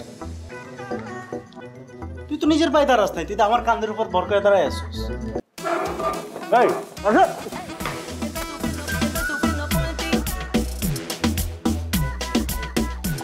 Where? Hey, কি তোরা সকালবেলা এরকম কান্দতেছিস কেন আব্বাও কান্দতেছে আম্মাও কান্দতেছে কিছু আম্মা কি সকালবেলা কি সিরিয়াল দেখা শুরু করছে তাহলে কিছু চুরি হয়েছে বাসা কেউ মারা গেছে কেউ কি মরার আগে হসপিটালে অ্যাডমিট হয়েছে তাহলে কি হয়েছে সবাই এরকম আয়োজন করে কাঁদতেছে কেন বাবা মা বলতেছে আমার নাকি পড়াশোনার দরকার নাই ধান থাকলে নাকি ধানের মাঝে চিটাও থাকে আমি নাকি চিটা হ্যাঁ তাহলে তো ঠিকই বলছে আর তুই কখনো দেখছো আব্বা আম্মা পোলাপানের সাথে মিথ্যা কথা বলে ভাই কি ওই কথা কইছে কইছে আমার 1 মাসের মধ্যে বিয়ে করা লাগবে বিয়ে করে 9 মাসের মধ্যে বাচ্চা পয়দা দেওয়া লাগবে মাত্র 9 মাস টাইম দিছে তুই তো নির্ঘাত ফেল করবি মানে তোর যে পড়াশোনার কন্ডিশন তুই 9 মাসের সাথে তোর আরো মিনিমাম 4 মাস টাইম দেওয়া লাগবে তারপর যদি বাড়ো আচ্ছা দোকানদাররা অবশ্য নতুন যারা বিয়ে করে তাকে চেয়ার দিকে তাকায় থাকে 2 পয়সা ইনকামের জন্য তোর দিয়ে এটাও হবে না তুই চিন্তা বাদ হ্যাঁ বল তুইও কি আমি আগে সন্দেহ করছিলাম তুই আমার মায়ের পেটের ভাই না মায়ের পেটের ভাই হলে তুই এরকম করে কথা বলতে পারতি না তোর আমার না কোনো মিল নাই না আছে স্বভাবের মিল না আছে চরিত্রের মিল না আছে তোর এই যে চেহারার মিল গায়ের কালারের মিল কোনো কিছু মিল নাই বাইকটা শোন আব্বা আম্মা যদি তোর ছোটকালে জানতো তোর হাইটের লগে তোর গাদামির হাইটটা একটু বাড়বো তাহলে নিজ দিয়ে এমনিতেই 6 ইঞ্চি কেটে দিত তোর আর গাদামি বাড়তো শুন আব্বা আম্মা যা বলে তা কর বিয়েটা কর আর আমার রাস্তাটা একটু ক্লিয়ারটা কর ও আমি তোমার পথের কাটা না আমি তোমার জীবনের বাধা তোরা কেউ আমার ভালো চাস না তোরা কেউ চাস না যে আমি পড়াশোনা করে এই নিজের পায়ে দাঁড়াই তুই তো নিজের পায়ে দাঁড়াস নাই তুই তো আমার কাঁধের উপর ভর করে দাঁড়ায় আসছিস শোন আমি তোর ছোট হিসেবে চাই তুই আব্বা আম্মার কথাটা শোন তুই 1 মাসের মধ্যে বিয়েটা কর আমি কবজি ডুবায়া তোর বিয়ার কাচ্চি খাবো বুঝছস এই আসো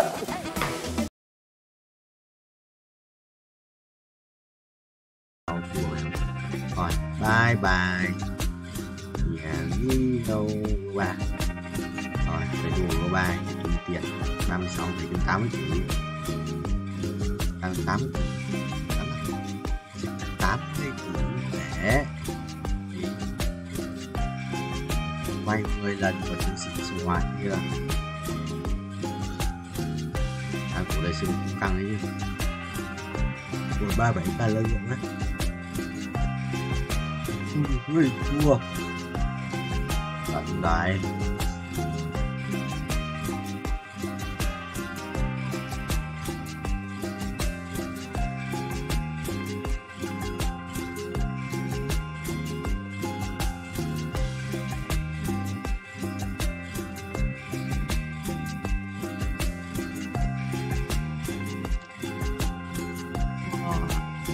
xong rồi bay 36 mở cái bước lại nha đó không perfect chưa buồn đấy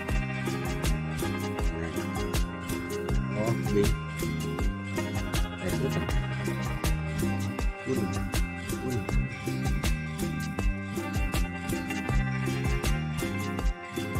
chít mua xong đấu à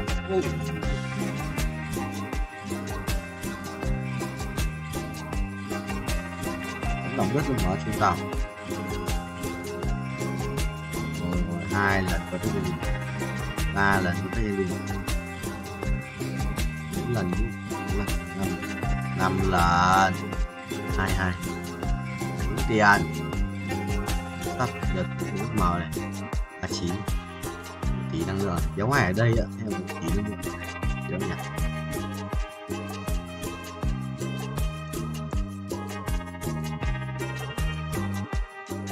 cái gì chỉ để nói nha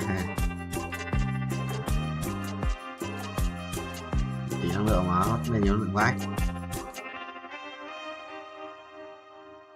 cái kiếm uy lực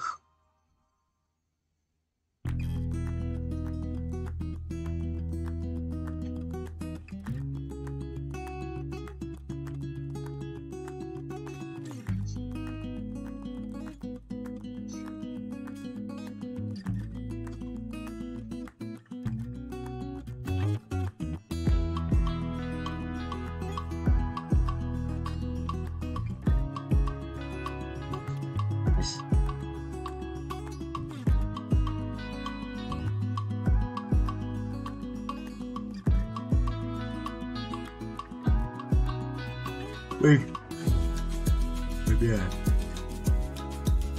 hút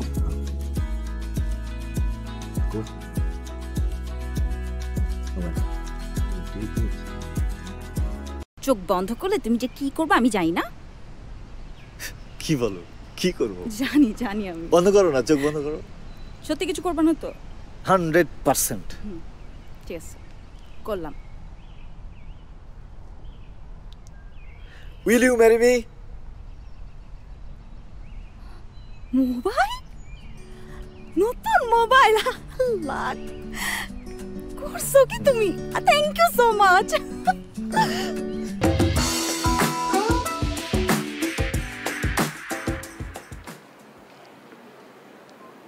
কে স্যার কুরিয়ার দাঁড়াও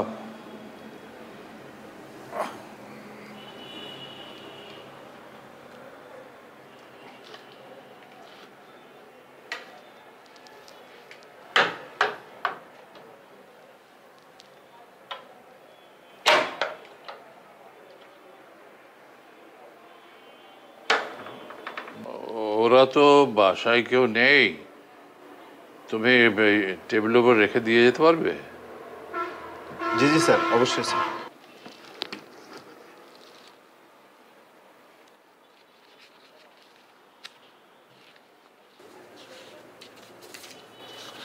স্যার রিসিপ্ট স্যার সই লাগবে sir একটা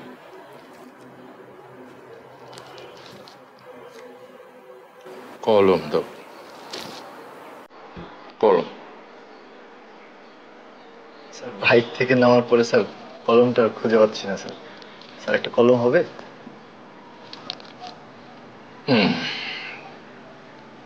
দাঁড়াও জি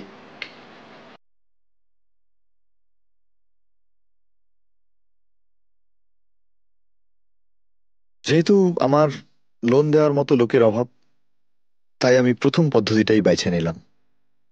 নিজের জন্য নয়, এই জীবনে প্রথম আমি চুরি করলাম। যে আমার মন চুরি করেছে তার জন্য, মালার জন্য।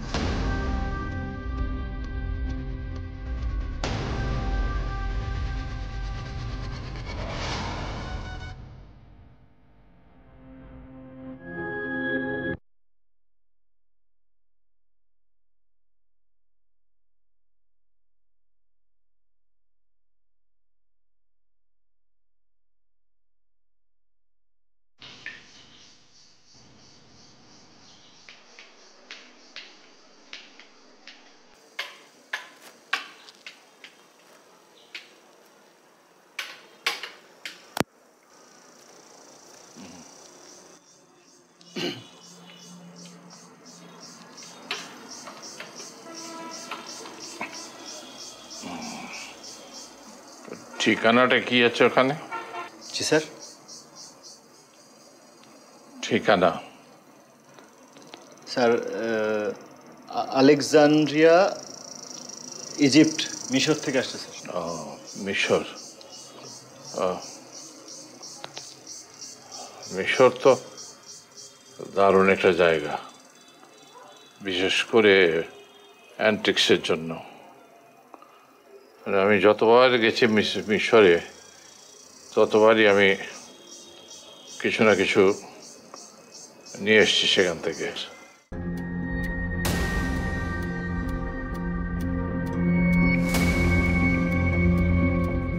স্যার আজকে আসি স্যার। হ্যাঁ আজকে আসি স্যার, একটা ডেলিভারি আছে তো। আচ্ছা এসো।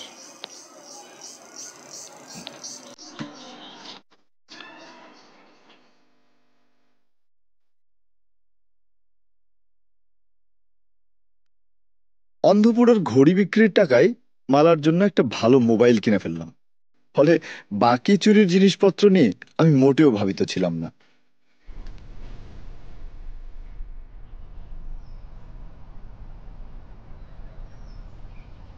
মালা, আজকেও দেরি করে আসছো। প্রত্যেক দিন তুমি দেরি করো, কি সমস্যা তোমার? তুমি না বলো যে আমার মধ্যে একটা নায়ক নায়ক ভাব। দেখো না সিনেমায় নায়ক দেরি করে ফেলে, নায়িকা অপেক্ষা করে থাকে। আচ্ছা sorry sorry sorry sorry sorry. মন খারাপ করো কেন? তোমার জন্য একটা জিনিস আনছি, বলো কি আনছি। কি জিনিস দাও? কি আনছো দাও না। না না না, তুমি একটু চিন্তা করে দেখো কি আনছি। এত চিন্তা করতে পারবো না তো। বলো, মাথাটা একটু খাটাও। আরে কি ঘোড়া ডিম নিয়ে আসছো, দাও না দাও। আচ্ছা তাহলে চোখ বন্ধ করো। চোখ বন্ধ করলে তুমি যে কি করবে আমি জানি না। কি বলো, কি করবো? জানি জানি আমি। বন্ধ করো না, চোখ বন্ধ করো। সত্যি কিছু করবে না তো? 100%। ঠিক আছে, করলাম। Will you marry me? Mobile, নতুন মোবাইল। লাখ করছো কি তুমি? Thank you so much. আমার একটা ফোন কি দরকার ছিল জান? তুমি এটা কি করছো? দাও দাও দাও। ভালো হয়েছে না? ভালো হয়েছে না? দেখো বলছিলাম না, তোমার কথা দিছিলাম না, ছবি তুলে দেখো। হ্যাঁ ছবি তো তুলবই, দাঁড়াও। নতুন মোবাইলের প্রথম ছবি তোমার সাথে। আসো।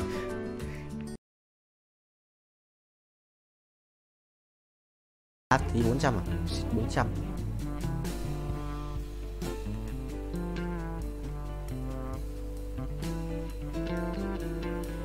Để kiểm tra năng lượng này. Somos 700 rồi, rebat được một lần nữa.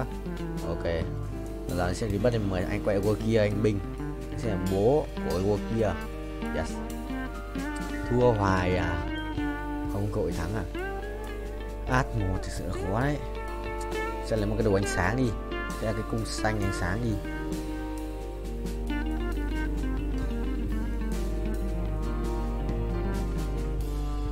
Hai cái giảm yếu hai bên nhỉ? Thôi cái phải đang kéo một cái vùng đầu.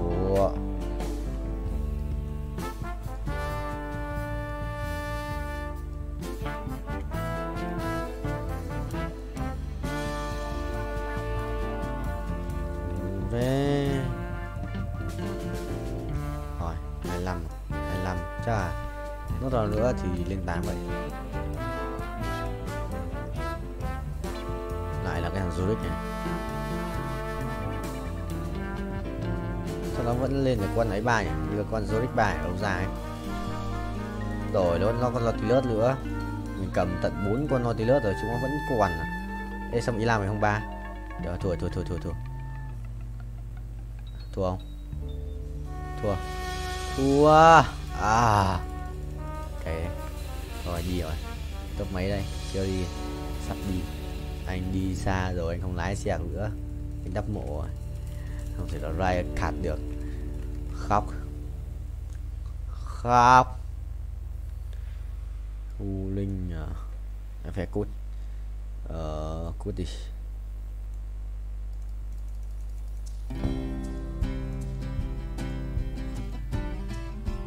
Đây đi. Đây cho đỡ bị bắn vào đầu. Cày tê tại mình bắn cặp tự.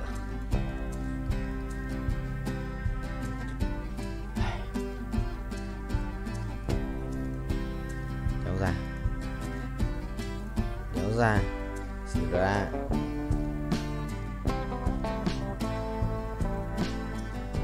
Ui rồi cặp bóng may mắn Kobukoba nhưng mà ít tiền không sao, ít tiền.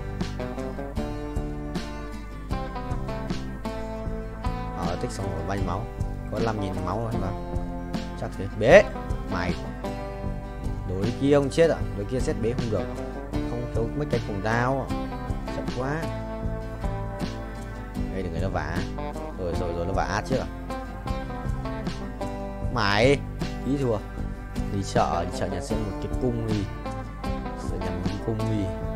Anh cũng sắp không đi rồi, anh sẽ được đi chợ trước. Ai à?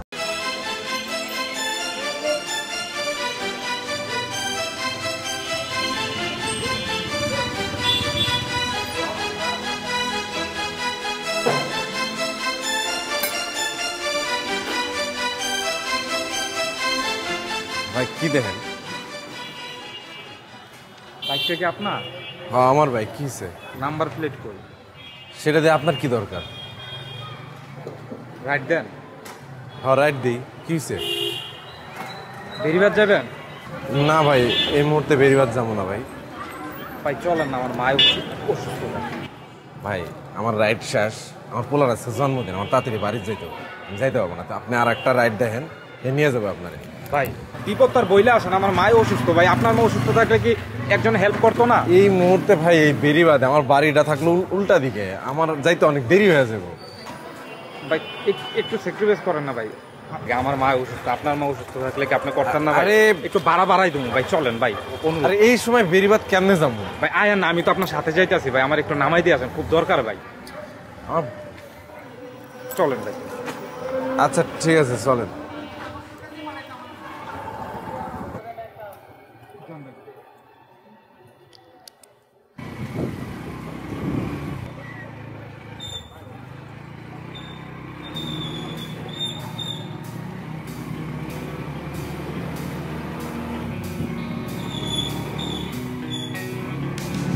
ভাই কোন দিকে?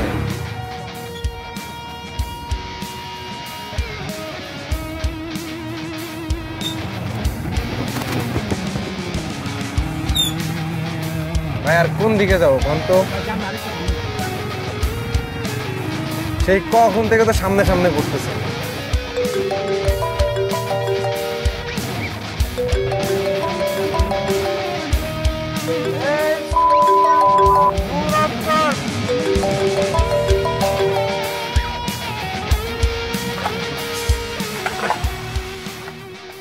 মা, শফিকরে ডাক দাও। আমার অনেক রাত হয়েছে। তাহলে একটা কাজ করো, ওর জন্য একটা কেকের পিস রেখে দাও। আচ্ছা রেখা দিব না, কাল সকালে তুই দিয়ে আসিস। মা, মোমবাতি কই? মোমবাতি আনতে তো ভুলে গেছি একদম। তাহলে কাজ করো, বাবাকে আনতে কইয়া দাও। তোর বাপ কি জানে যে কেক কিনে নিয়ে আসছি? আচ্ছা আগে আসো, তারপরে দোকানে পাঠাবো নেবো মানে। তাহলে একটা কাজ করি, আমি নিজে গিয়ে নিয়ে আসি। ছোট মানুষের রাতে বেলা বাইরে যাওয়া নিষেধ তোরে শিখাইছি না? তাহলে আবার একটা কাজ করো, বাবাকে ফোন দিয়ে কইয়া দাও বেলুন আনতে, আর বলবা যে তাড়াতাড়ি আসতে। আর একটু অপেক্ষা করি, হ্যাঁ, তারপর কমুনে।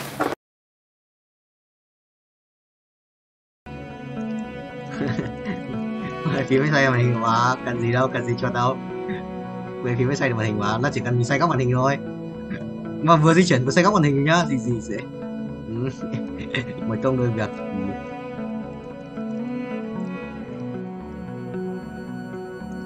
Ba tiếng là 120 của mình.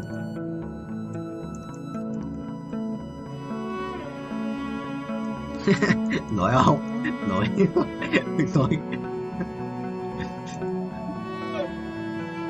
Chưa tài đâu. Rồi quay. Mới đầu nó sao anh hồi đầu tiên anh làm có mỗi mình anh làm, biết anh bảo là anh quay bao nhiêu tiếng một ngày không? Hồi đấy là anh không đi học mấy. Thời tháng 10 anh quay 20 tiếng một ngày thì gì anh quay được 2 tiếng. Quay được mắc là 5 tiếng rồi, nhiều nhất là đấy, quay nhiều nhất là 5 tiếng một ngày lúc quay được.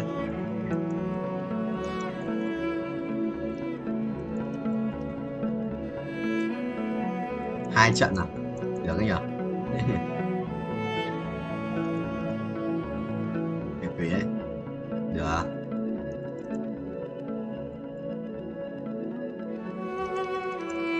Cái trước của anh treo cái game mà quay hiện chữ auto file to đủ trên màn hình cơ, của anh treo cái đấy của anh bắn lót gì cơ. Sao bây giờ nó không bảo gì, sao bây giờ nó bắt đầu giả trứng ấy, tôi hiểu.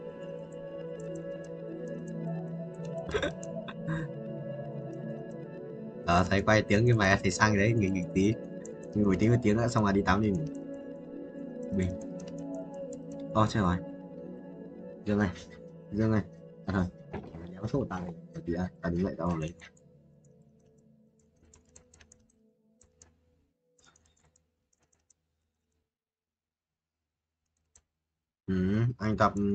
Anh chưa tập chân tuần đầu, anh chưa tập chân, giờ ảo ấy. Anh tập lại bài kiểu tập lại cho quen máy của vai tay ấy, lưng ấy.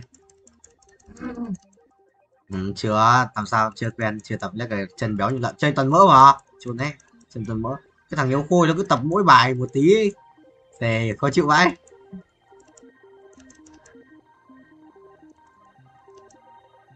Cái gì?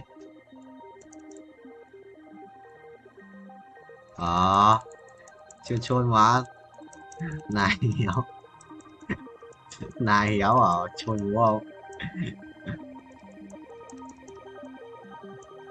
Này thôi không, này tí bèo à?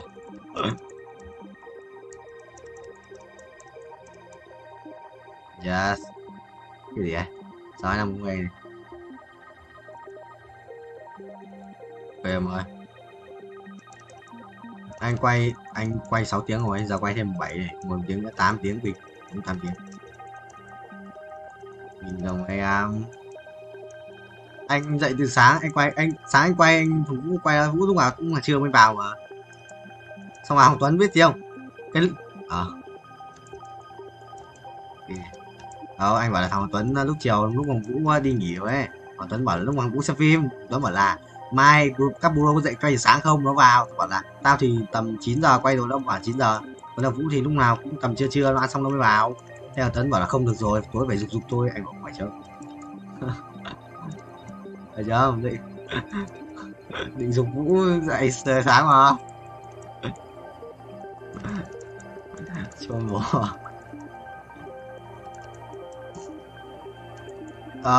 Khác mà, mới đầu là chỉ có 50 tiếng, tháng này đâu, tháng sau anh nhận lương xong của anh mới làm tiếp cơ. Yên nó dục 50 tiếng nữa trước ngày 15, trước ngày nhận lương luôn. Xong không phải trước ngày 15 luôn Vũ ơi. Nó trước tuần sau là đấy, là tương tế đấy, không phải là trước ngày 15 nó vì đấy. Nó nói thêm với mình thôi. Nhưng bảo là tuần sau, đến tuần sau là phải tương đấy, là cần có tương đấy nhỉ? Phải. Lớp mà. Thằng Cương còn làm được 10 tiếng, 11 tiếng 400.000 kìa.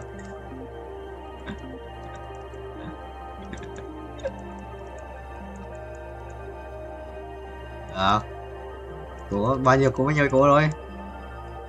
Yes. Vũ còn bao nhiêu? 30 á? Vũ còn 30 hả Vũ? Ok thầy ơi. Anh không ghen bao nhiêu? Bởi mai chủ nhật, mai sử dụng một ngày quay ác quỷ ấy.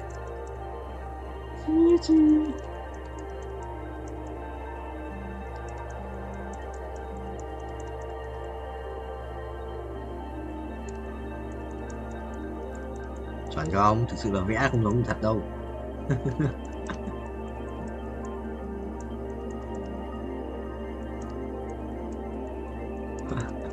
Ồ, anh mà đi anh cũng thế Vũ, anh mang ngay đồ ăn ở nhà đi. Đéo thì đấy ăn đéo. Sau này tao ăn rồi, trước đến đấy nhà tao đi ăn này, đéo có gì lẩu hải sản trong nhà, đéo quen vị nhà lắm. Mà nhà anh có ông già anh còn dẫn anh vào trong chợ ăn cơm như cơm sinh viên cơ, nếu mày hiểu. Ông già anh còn dẫn anh vào chợ đấy ăn cơm như cơm sinh viên cơ. Đúng quen vị mà. Về đi tính sau. Xong rồi có một nhà nhá, 2 nhà bán cơm như thế giống nhau ở cạnh nhau luôn, một nhà.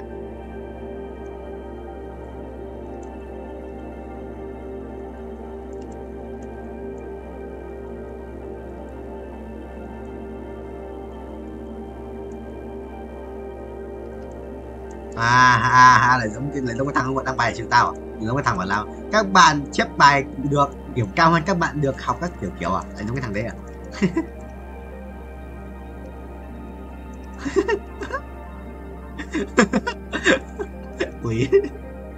Quỷ đang chịu nào.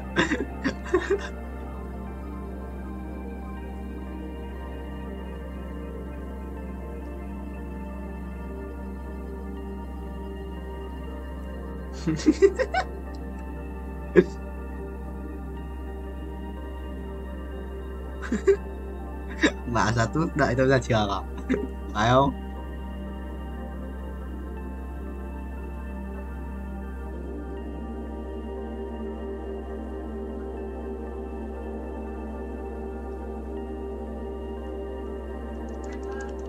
Mày phải học giỏi những người dùng phao chứ hả cái thằng ngu. Mày phải học giỏi cái thằng không dùng phao chứ, cái thằng ngu này. Mấy thằng dùng phao chắc gì điểm cao. Mày phải học, phải hơn chúng nó chứ. Chắc cái đấy đồ bóng cay đéo thì cái bọn đấy lại đéo. Chưa thằng bóng cay lên đăng bài bức xúc, mày thích bức xúc không? Bức xúc phải cút rồi. Vũ comment cho tao là bức xúc thì cút sang trường khác học. Bảo đấy.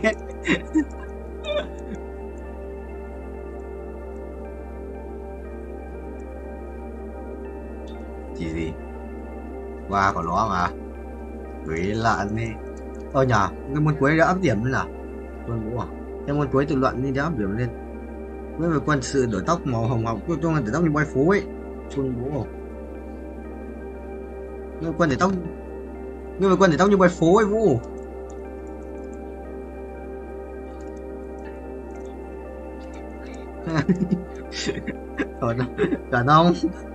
Chuẩn không? Xe pháp lợi cương nó ghi của tao ép ở đây ở trong khi tao thi lại xe rồi. Cái gì ép tao? Thành với khách hàng đeo áp à? Quản trị marketing B.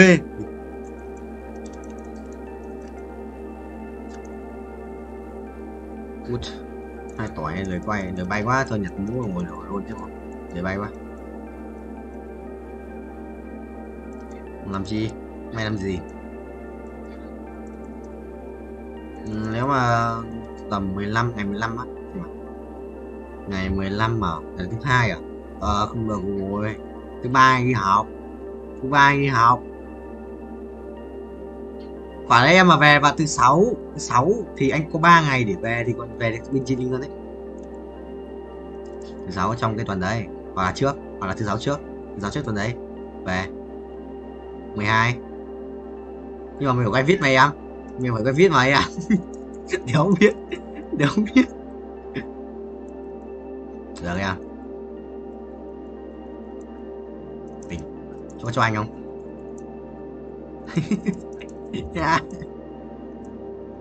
Sang ấy cho cháu xin với.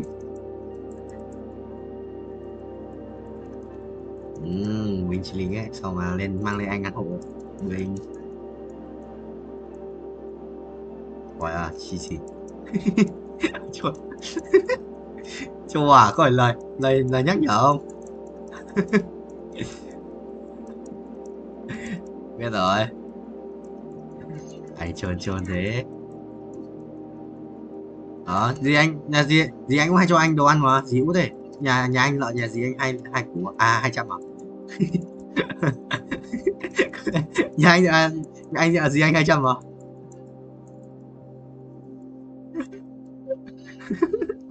Vâng cứ là sự gì cũng biết được độ khó mà.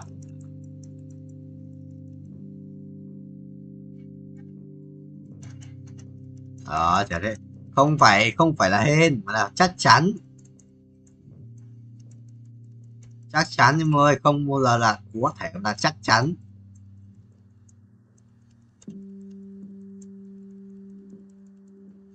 Được không vậy? Mà cái machine là như nào? Anh không hiểu cái machine này. Yes.